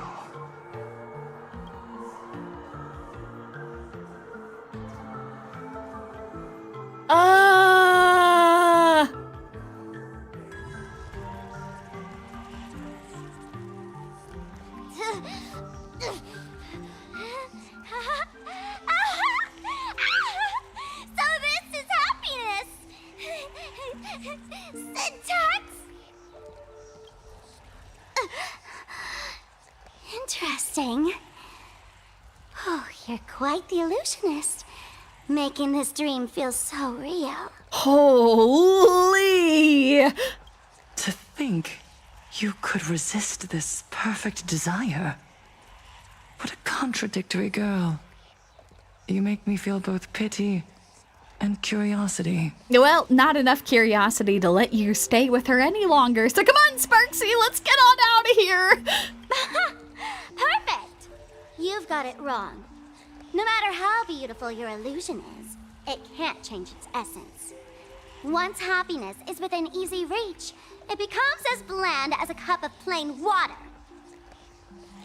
In our line of work, who hasn't tasted the true zest of life only after long torture? Satisfaction. Listen to me, you phony fool who can't even face your own mask. What we masked fools do best is distill pain into the strongest wine and spin despair into the maddest joke. Thanks for the sugar water. It tastes pretty bland. Damn, that is fantastic. Because, yeah, it's Fulwish misunderstanding what someone like Sparksy would actually want. Because, yeah, she doesn't want fulfillment. She wants variety, the spice of life. She doesn't want to just have everything stagnate. Since you refuse the sweet happiness I've offered, I have no choice but to insist you drink the bitter wine of punishment. Oh, so that's how it's gonna be, huh? Well, good thing we brought our bat. How about this, Miss Connoisseur? Why don't you have a taste of my spirits? Welcome to the live stream! Plain Arcadia, Happiness Syntax, Honkai chapter, starts now! Holy shit! Oh, too bad. 0 viewers. Well, I'm sure we can change that. Let's play for a while. Actually, can she even get reception inside here?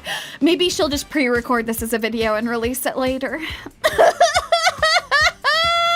Feeling spiffy? Let's go! Can you find the answer? Show begins! Let's go!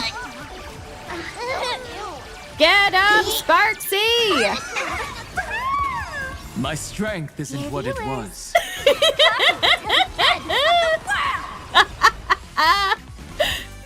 Excellent. Oh, we're looking so great so far. Dragon's rise!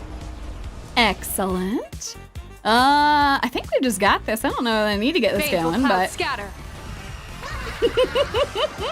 Best of luck. An explosive start.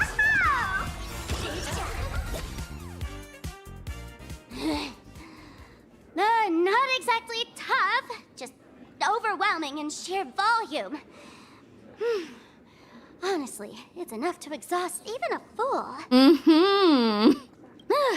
Suffering all this just for a mask? Definitely not a good trade. This is what I've been saying, Sparksy. Oh my god, this was extremely dangerous for her to go and do this. Good grief. But you know what? It's fine. It's fine. It's fine. It is all fine. As long as she was able to get out of here in one piece, we are doing good. Tiny little fool! Why did you break my toy?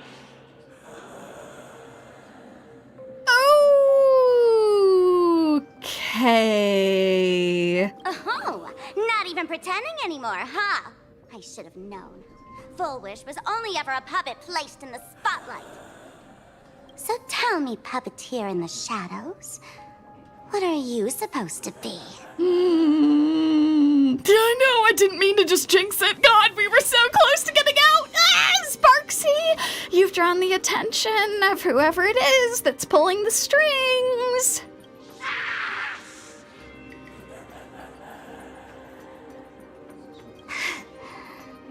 I know this one.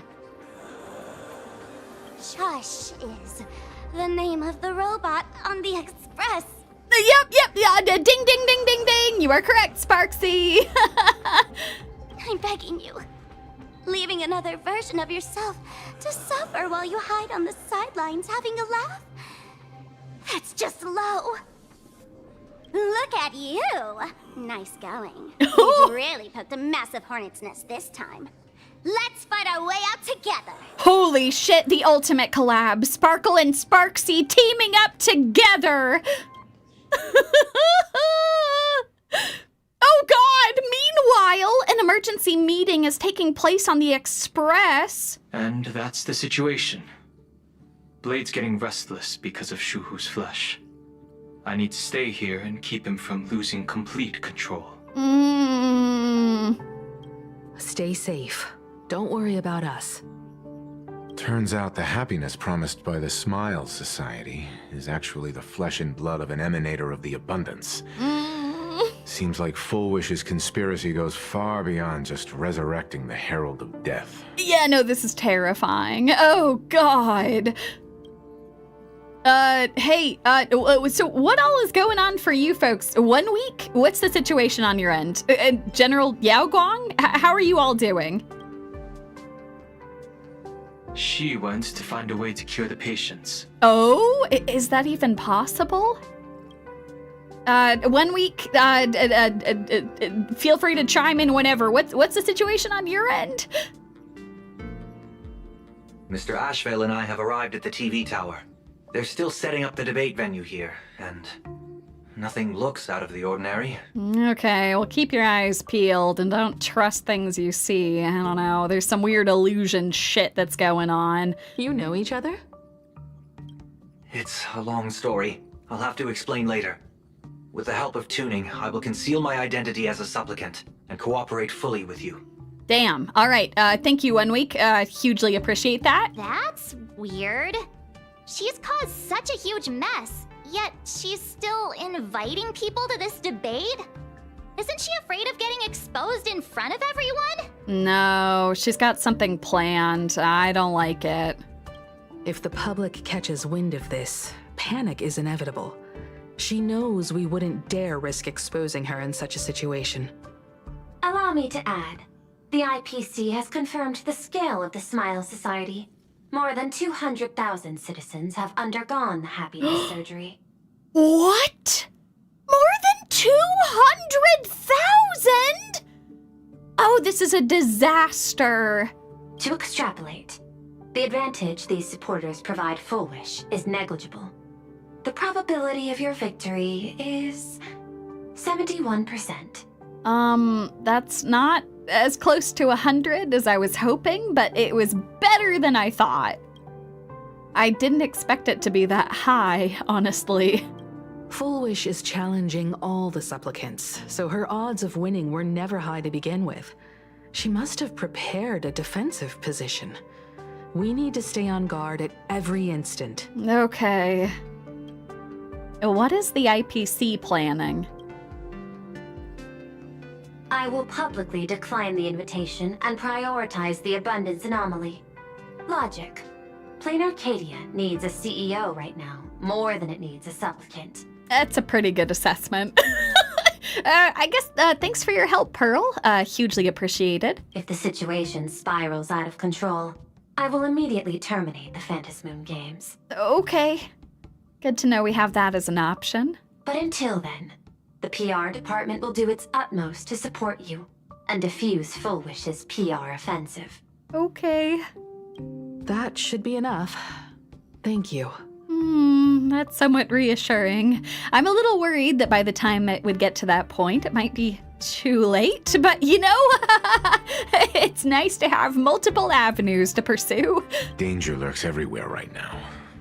I don't think it's wise for all of us to rush to Seafeld City. March and I will stay in Duo Mansion City, just in case something goes wrong. Okay, that sounds good, Space Dad. Oh, right. We gotta watch the Express. It'd be a disaster if someone tried to steal our home. Besides, debates aren't really my thing. It's okay. I understand it, March. You know, comedians are way more popular. Who are you calling a comedian? This girl's got beauty and brawn, too. I know, you're so multi-talented. It's absolutely incredible. I love you, March. I'm sorry. Then let's head out. We'll be in touch. Okay, you know what? Actually, we're creeping up on 4 hours, so I'm actually gonna take another drink before we head out. And we're gonna go do this. Oh, let's go!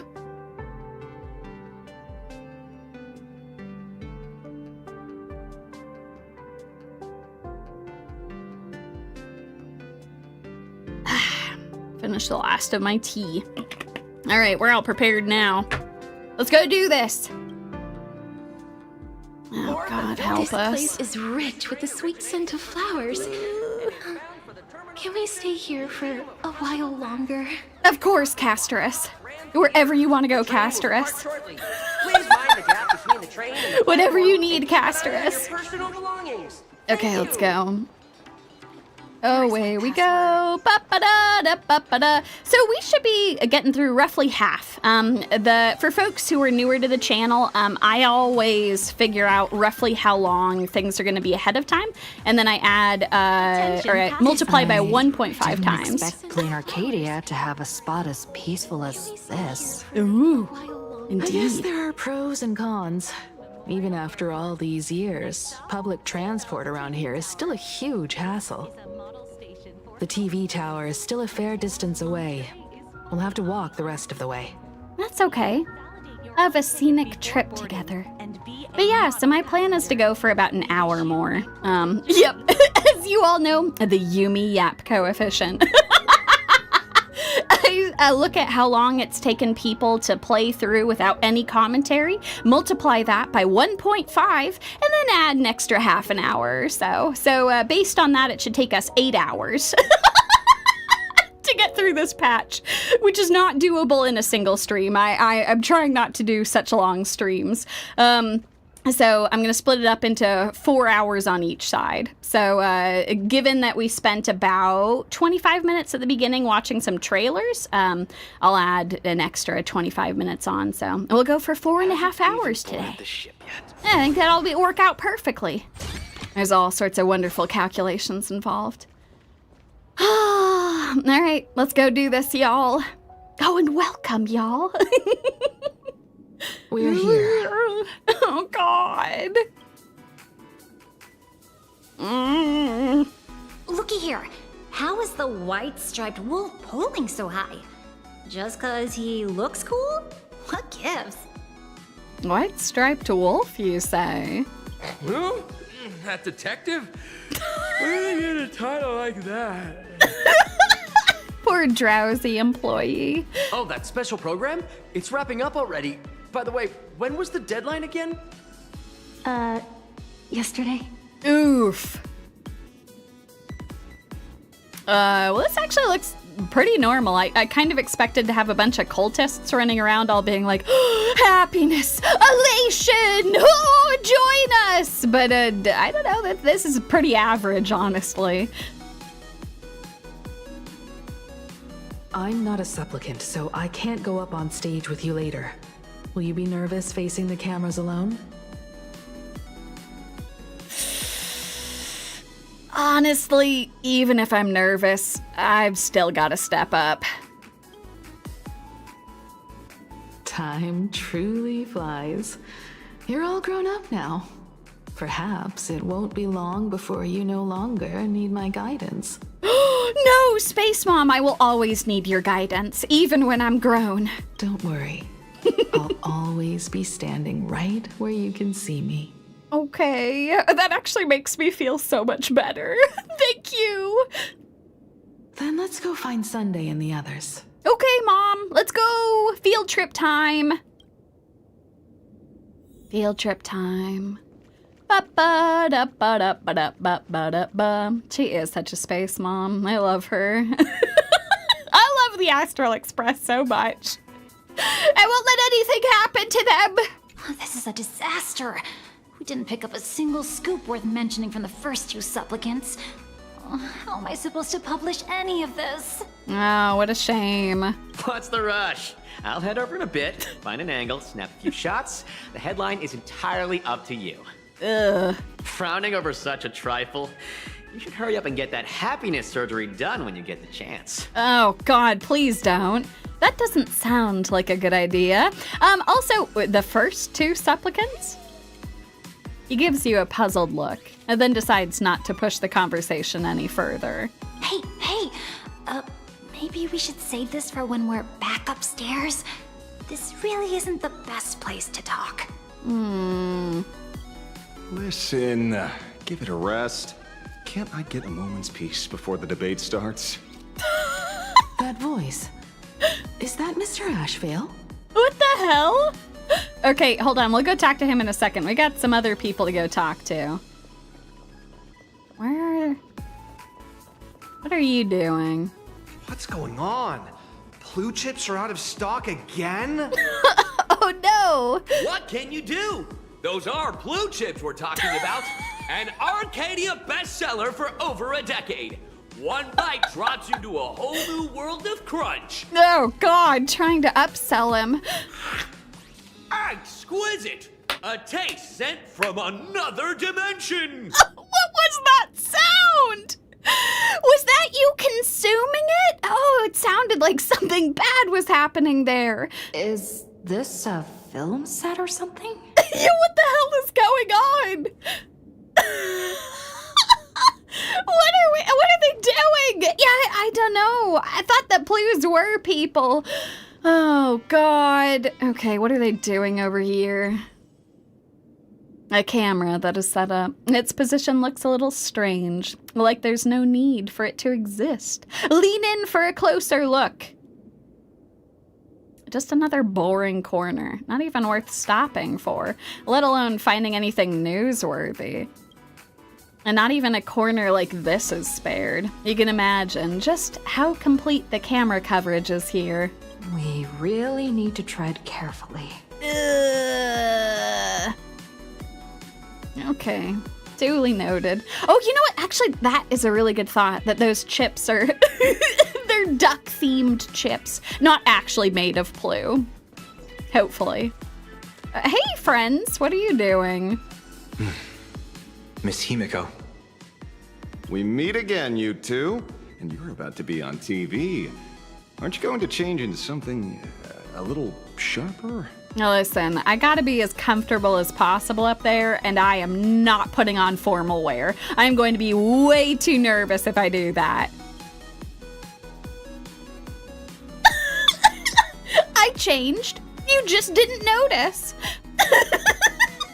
But besides, are you joining the debate too?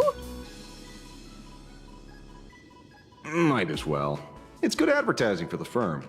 Besides, someone's got to be willing to get their hands dirty. You guys noticed it too, right? The entire first floor of the TV tower is one big set arranged by Fulwish. A live stream broadcast. Yeah, it's really creepy. Those two look busy, but they haven't taken their eyes off us. I'd wager the debate started the moment we stepped into the TV tower.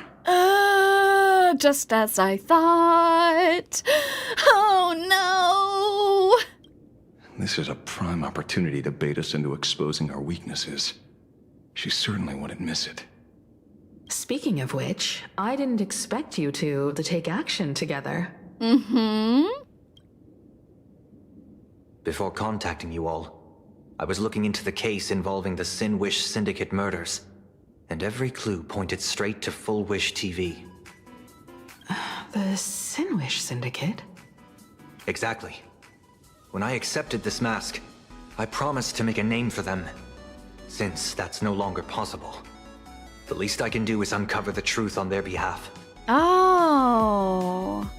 You know, 1 week. That's real solid of you. We've been going on this whole time, trying to get vengeance for Scott.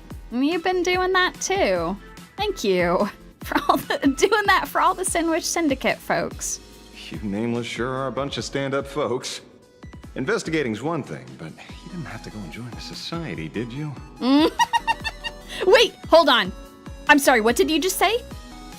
You joined the Smiles Society? 1 week, you didn't actually get the surgery, did you?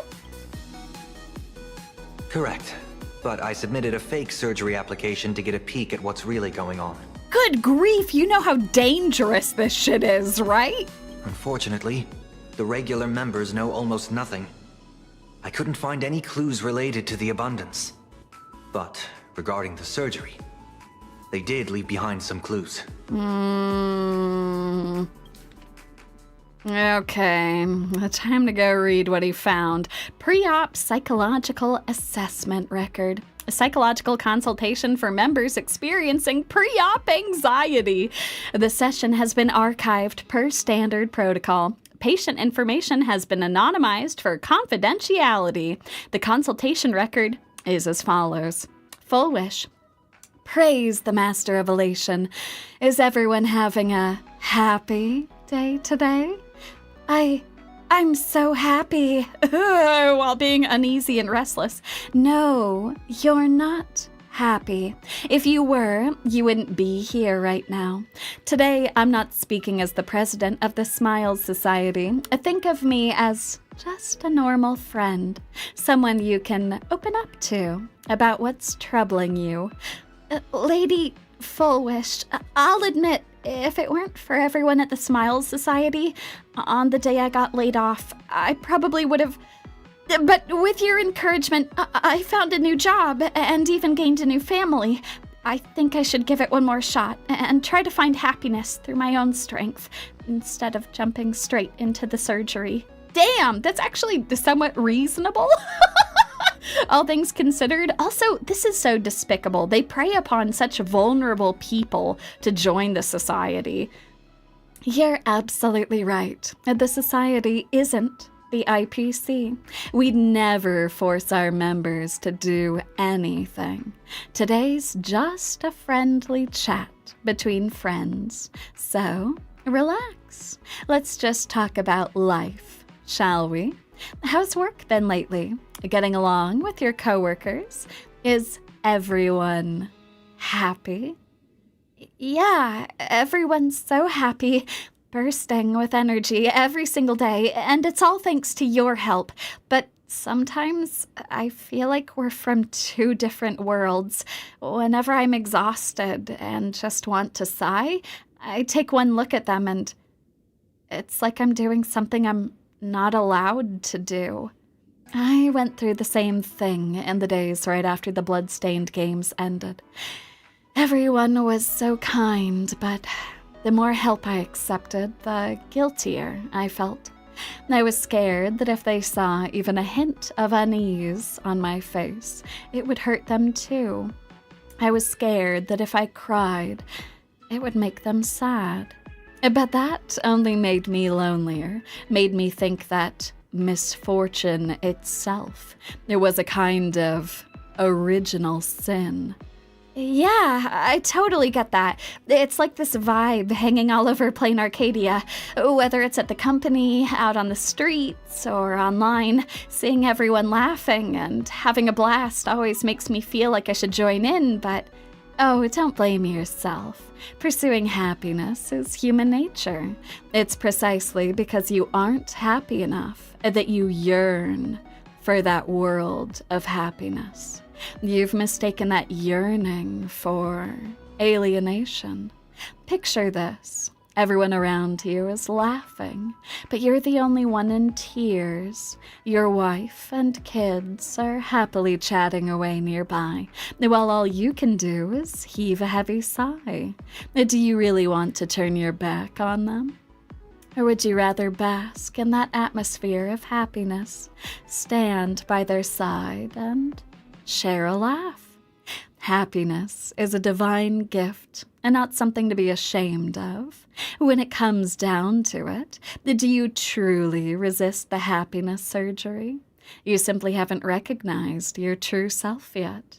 Tell me, what is it you really want? I want to join them. I want to be happy. It seems my suspicions were right. Not everyone joined of their own free will. Rather than offering comfort, the Happiness Research Society amplified their craving for it. When everyone around you is praying for happiness, refusing to join begins to feel like a kind of original sin. Yep, and as more and more people continue to get the surgery and are part of the cult, you feel like you're on the outside. You're one of the odd ones out. Do they not manipulate the hearts of others using the very same terror and dreams? Even if I weren't a supplicant, I wouldn't stand idly by. So, she doesn't stand a chance in the debate then? She's ticked off so many heavy hitters. I really thought she'd have some smarter tricks up her sleeve. Oh, I'm sure that she does. When the time comes, what should I say? When it comes down to it, it's just like the Phantasmoon Games. People love surprises, so over-preparing is pointless. I've met plenty of big shots, but nobody has a knack for grabbing attention like you do. Use that to your advantage and play things by ear. All right, Ashvale, I do appreciate it. You know, after the last patch, there is something really comforting about having him here. Next time, just make sure to bring Mr. Narrator, okay? And then we can all have a nice party together before we go take down Fulwish. Precisely because we were once adversaries, I don't think you have anything to worry about. You know what? Thanks for that, Sunday. I appreciate it. Yeah, I'll be joining in too anyway. Just to shoot me a glance if you need me. And I'll back you up. You better. Any advice, Space Mom? When I left Plain Arcadia, someone once said this to me. When moving forward, never ask too many questions. The moment we stop to think, doubt seeps in. Fear of becoming a laughingstock or of being rejected. It sounds absurd, yet that's how people are. Oh. Don't let the word debate lead you astray. Just be yourself, as you always have been. When it comes to you, my faith is unwavering. Himiko! Space Mom, why are you the best? Thank you. That was probably the best advice I could have heard right now. Hello, viewers. I regret that we must meet under these circumstances. This is an emergency broadcast. A supplicant is attacking Seafeld City with the power of the harmony. Oh, God. Wait, what? What kind of commotion is this? What's going on? What do you mean, the power of the harmony? Are you trying to frame 1 week? Oh.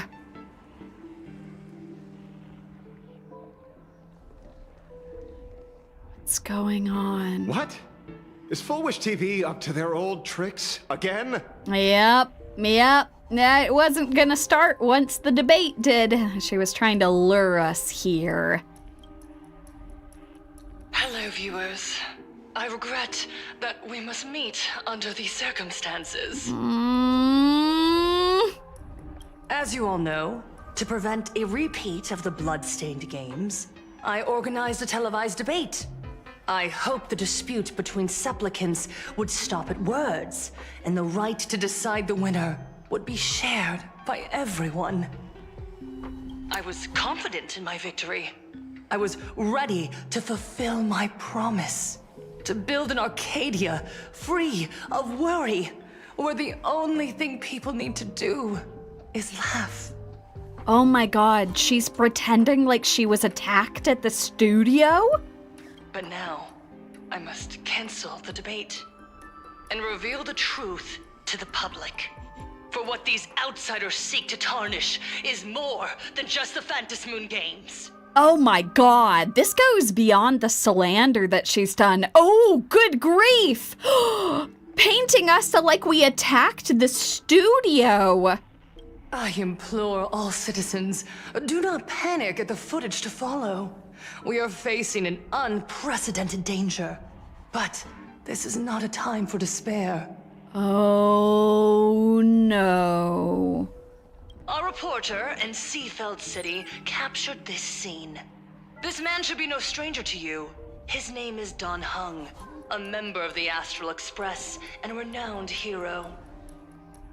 Oh no. And yet, accompanying him is none other than the C&. Joe's wanted criminal, the Stellaron Hunter Blade.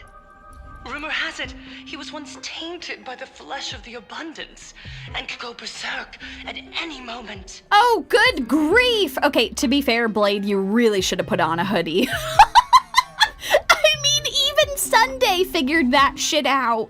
Back then, I trusted the Astral Express, figuring this was just a simple capture operation.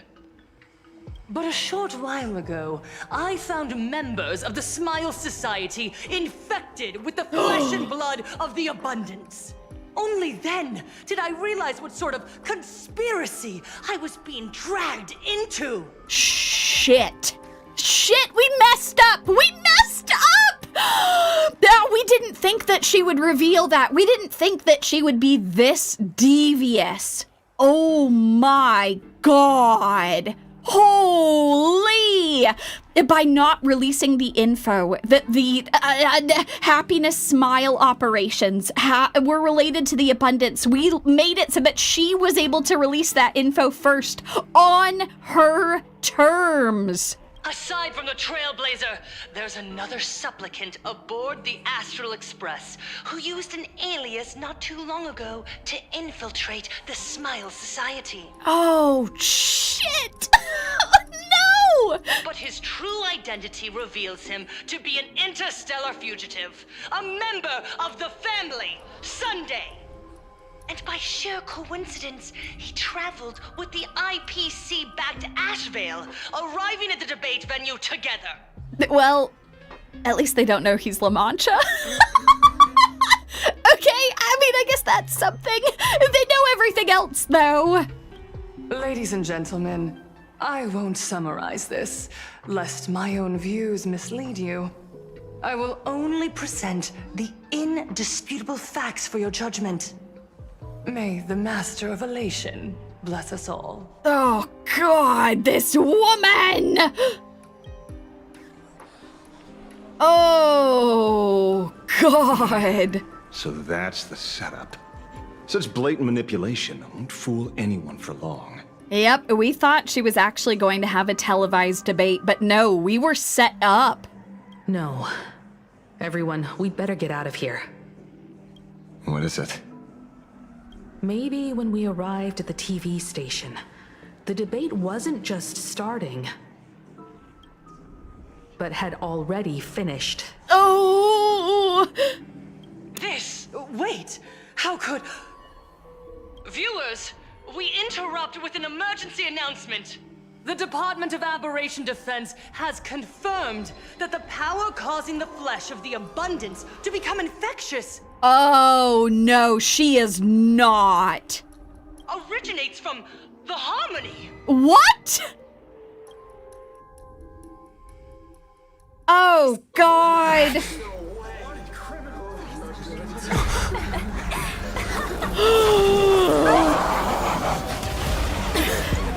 Oh, God. Attacking Seatbelt City with the power of the harmony.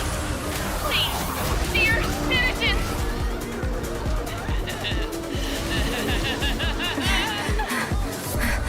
Enough small talk. It is time to fulfill my duty. Ooh! Let's go! Let us become one.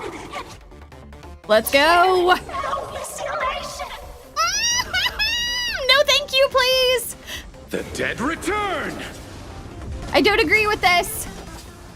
You can't run. Alright, I believe in these folks. They can do it. They can pull it off. Let's go. Take it on. Don't have our relation team, but we can do this.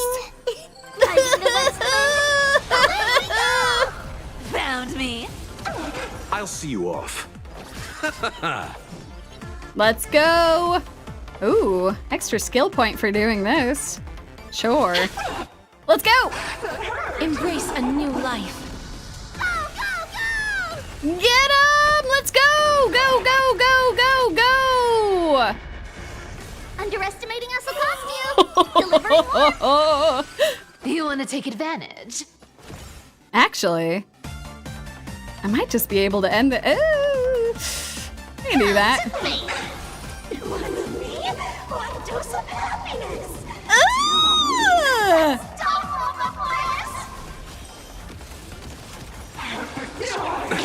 Nothing major. Okay, this is terrifying. Please cherish this time. Darkness with me. Thanks. Thank you. That feels way better. I'll take it all. Nothing major. Everyone Mr. hang Sunday, in there. What's the situation on your end? No response. Let's carve a path out of here first. Sounds good. Let's go. May death protect us. Found me. Oh, God. Eternal sleep. The dead return!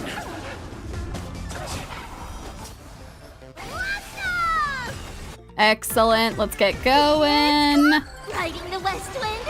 Away we go. Perfect. Let's go do Play this. session's over. With enough believers, lies become reality. Gotcha. Excellent work, everyone. Pain. What flavor of candy is that? I want more. Oh, God. Their senses have become completely distorted. Come closer.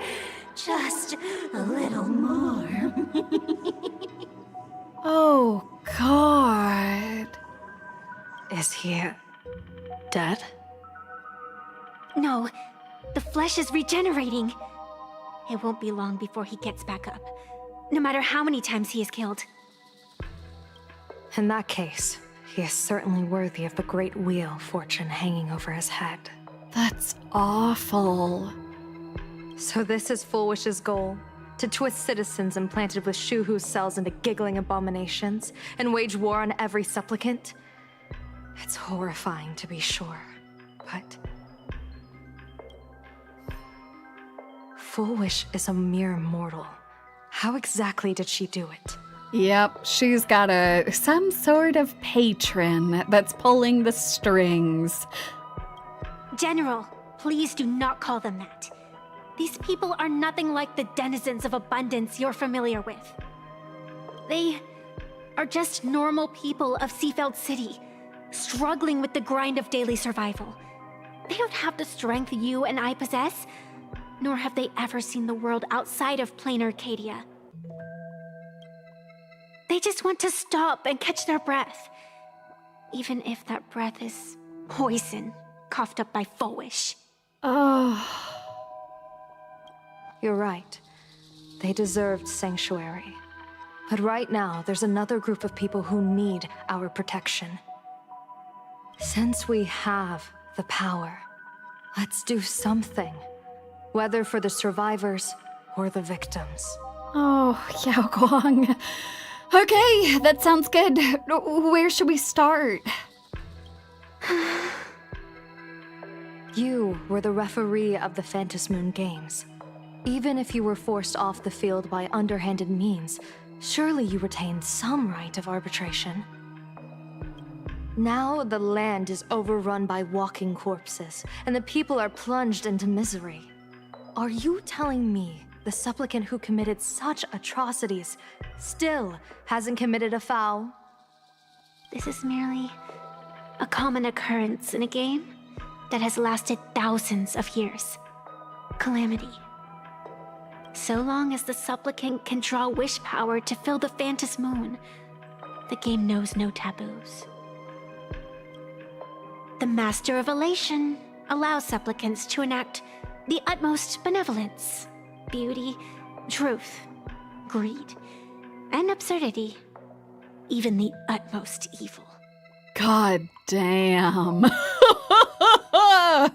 There is no love lost between her and Aha. Then where, exactly, do the boundaries of the Phantasmoon Games lie? Since when do Aha's games ever have boundaries? You don't understand, General. Then make me understand. As you wish.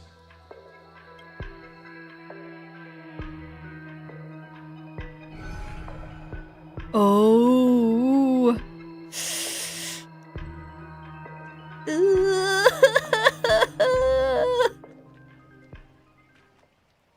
I wonder if you've heard of the tragedy of the bloodstained games from 15 years ago, General. Compared to the catastrophic history of the Phantasmoon Games, that was likely nothing more than an insignificant interlude, no? Countless times, I wanted to reach out and touch those muted hearts to make them beat again. But I can't save everyone. It's always been this way. Oh, Nessia. The Phantasmoon Games have only one taboo, and there is only one rule I strictly abide by. The games must proceed, never ending, just as the sun and moon rise and fall. Those who defy this law shall be banished, executed, and suffer unceasing torment. General Yao Guang, have you ever wondered, why am I the arbitrator? I was curious about that. Simply because you possess the power to eradicate those who transgress. Oh. Eons ago, in the Master of Immortality's mysterious garden, flora flourished with such intensity that they suffocated all other life. A meddler quietly infiltrated this place, plucking the most enchanting and luxuriant branch. Oh. The severed branch screamed in protest, for before she was gifted with eternal life, she was a divine envoy, leading her kin in search of the elixir of life. She was a beast of blind love and hatred, a sword dancer who devoured the crimson moon. So proud was she, never having known how to yield. Save for the blazing phoenix of the Xianzhou, she has never been defeated by another, How then could she tolerate a meddler defiling her fragrance? Are you speaking of myths or true history? When the past is as distant as the afterglow of the stars, does it really matter whether it's myth or history? Based on what we know, seems a lot like she's speaking from personal experience. That meddler transplanted her to another world. And through this method, they imprisoned the most terrifying of horrors within the most ridiculous of games. Oh. You mean you yourself are that most terrifying thing? You've misunderstood. Or perhaps not. The meddlesome god promised to enlighten her, to teach her to know true joy. And in the repeated cycles of the Phantasmoon Games, the meddler did not break their promise. She once witnessed raging flames boil the seas dry, saw civilizations rise from the dust, and wither back into it. She gazed upon the purest souls, burning away their brilliance, and stood silent as supreme evil reveled in blood upon the earth. Finally, amidst the love and hate of the insignificant, she gradually glimpsed the essence of fleeting life, the meaning of elation.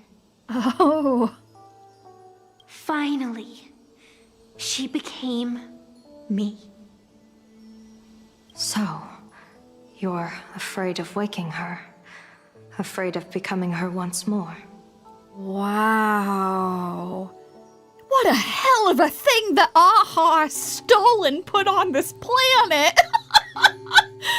Oh my god! Over the past 1,000 years, I have called upon her power 3 times to avert catastrophe. Each time, it left an irreparable scar upon the land. Oh. This is the abundance. Healing and torture, coexisting as one. God. Forever. As long as the Phantasmoon Games exist, this is her life. Even knowing everything, would you still have me wear that fox mask and exercise the authority of arbitration? Miss Evanesia, what you are terrified of is not this fox mask. Quite the opposite. Evanesia is the mask you wear. What you are terrified of is your true self. Yeah. I too was once terrified of my mask. Your mask? A mask known as Arbiter General. Oh. A very weighty one indeed. Whenever the tides of war demand it, I have no choice but to don it. To become that slaughtering general, coldly watching blood and tears be shed, plotting and divining beneath the astral charts, even accepting the scorn of bereaved orphans, all to ensure the Lux Arrow is loosed. I don't understand. As a general of the Xianzhou, why have you urged me all this time, urged this creation of the abundance, to reveal its true form? It's laughable, really. I arrived in plain Arcadia for the sole purpose of involving the Master of Elation in my divination, seeking to rewrite a fate already cast in stone. But to steer the orbits of the stars is no easy feat, whether it be the Lux Arrow that topples the sky or the games of the Elation. It's difficult to grasp even if you go all out. From the instant the Phantasmoon's declaration increased the stakes, my divination has spiraled out of control. My fate shifts ceaselessly between adversity and prosperity. Life and death becoming impossible to fathom. With the eons in play, divination is futile. The only thing you can ever put trust in is people. Just as I once believed my teacher could successfully fulfill their fate. I really believe in you too, Miss Evanesia. Oh my god! That is the highest compliment. Wow! Holy! Has anyone ever told you you're quite the gambler? Daring to push your chips onto an unknown quantity, like me? In a game where the eons themselves have taken a seat at the table? When we first met, I could not gain insight into the will or woe of your fate. Yet, I was willing to trust you. I believe you are also the key to rewriting destiny in this game, whose ending no one can foresee. Why? Miss Evanesia, the spiritess that watches over me is named the Kala Chakra Sky Plume. It is a symbol of the hunt's foresight, verdict, and self-discipline. Why does the decisive god of the skybow bear such a visage? After much contemplation, I finally understood. If the value of discipline was understood, the creations of the abundance need not be abominations. And without temperance, the consequences of the hunt are no different from destruction. Oh. That's very different from how a lot of the Shiensho views things. I think it's good, though. It's a good amount of nuance. I am not some gambler, nor am I an ant beneath the gaze of the eons. I was the one who offered up a piece of my own insignificant fate, forging their trajectories. The situation outside is volatile. We don't have a second to spare for idle chatter. Miss Evanesia, I've given you my answer, and I'd like to hear yours in return. When you realized Fulwish was not a supplicant and you could not pass judgment, why did I see hesitation and doubt in your eyes rather than your usual indifference? I know you already have a game changer in mind. You're just not ready to use it yet. Please, tell me your solution.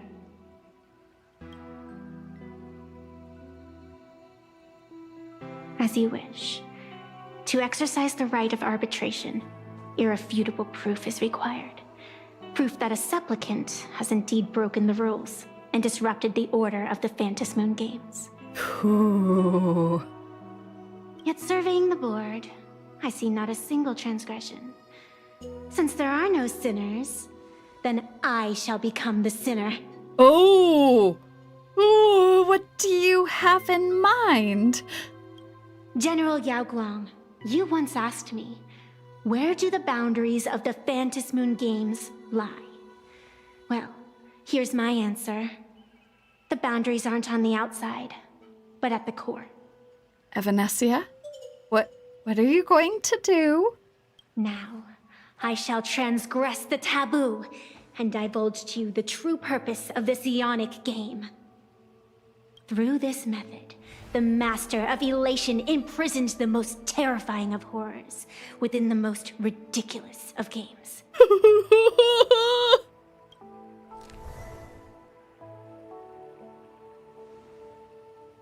The terror slumbering at the heart of plain Arcadia is...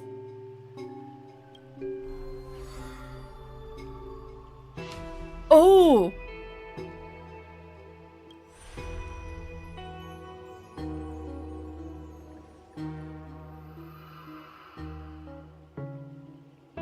They can't just leave us hanging like that!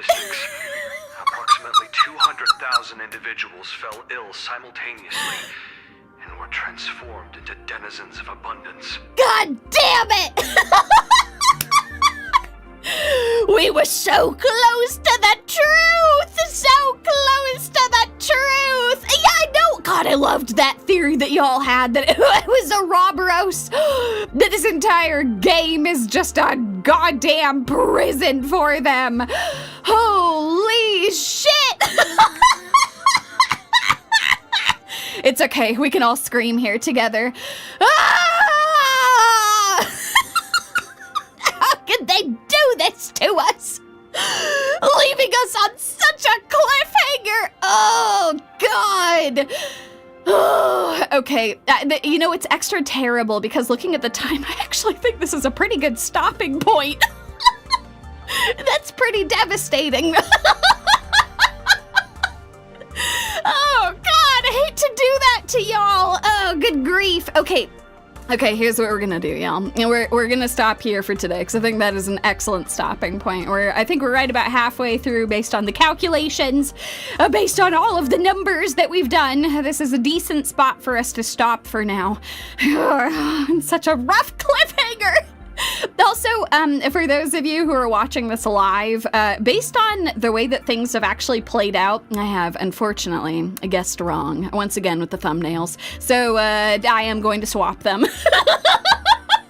We didn't see Silverwolf in the story this time, so just for my own sanity of liking things to be nicely, have the thumbnails be kind of related to what's happening in the story. I am going to swap them, so I'm going to have this particular video will have the thumbnail of Evanescia. I think that'll actually work out perfectly because we've had a lot of stuff about the abundance this time, so yes, indeed, Noose did confirm the numbers.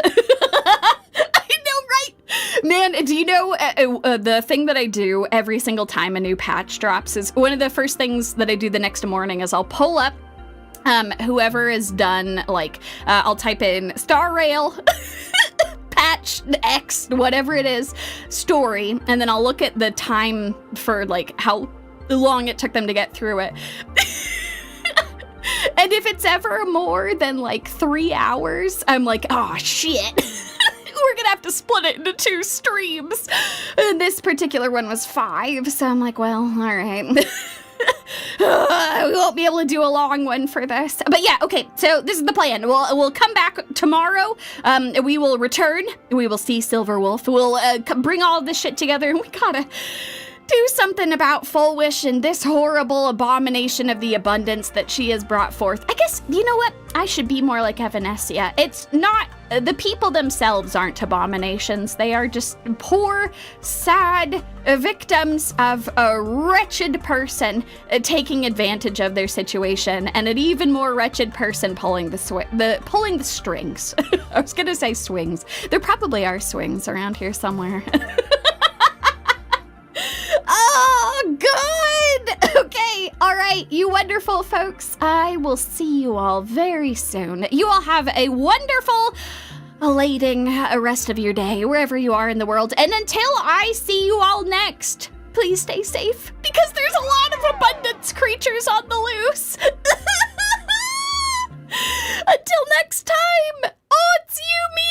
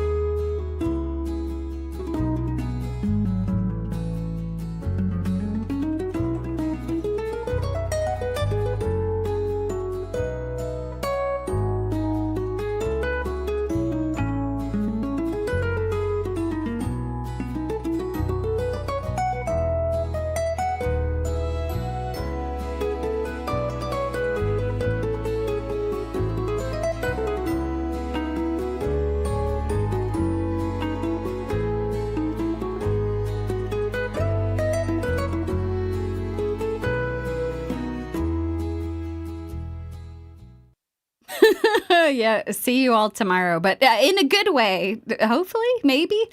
Hopefully it's not in a bad way. Hopefully no one will die. All right, stay safe, wonderful viewers. And I will see you all tomorrow.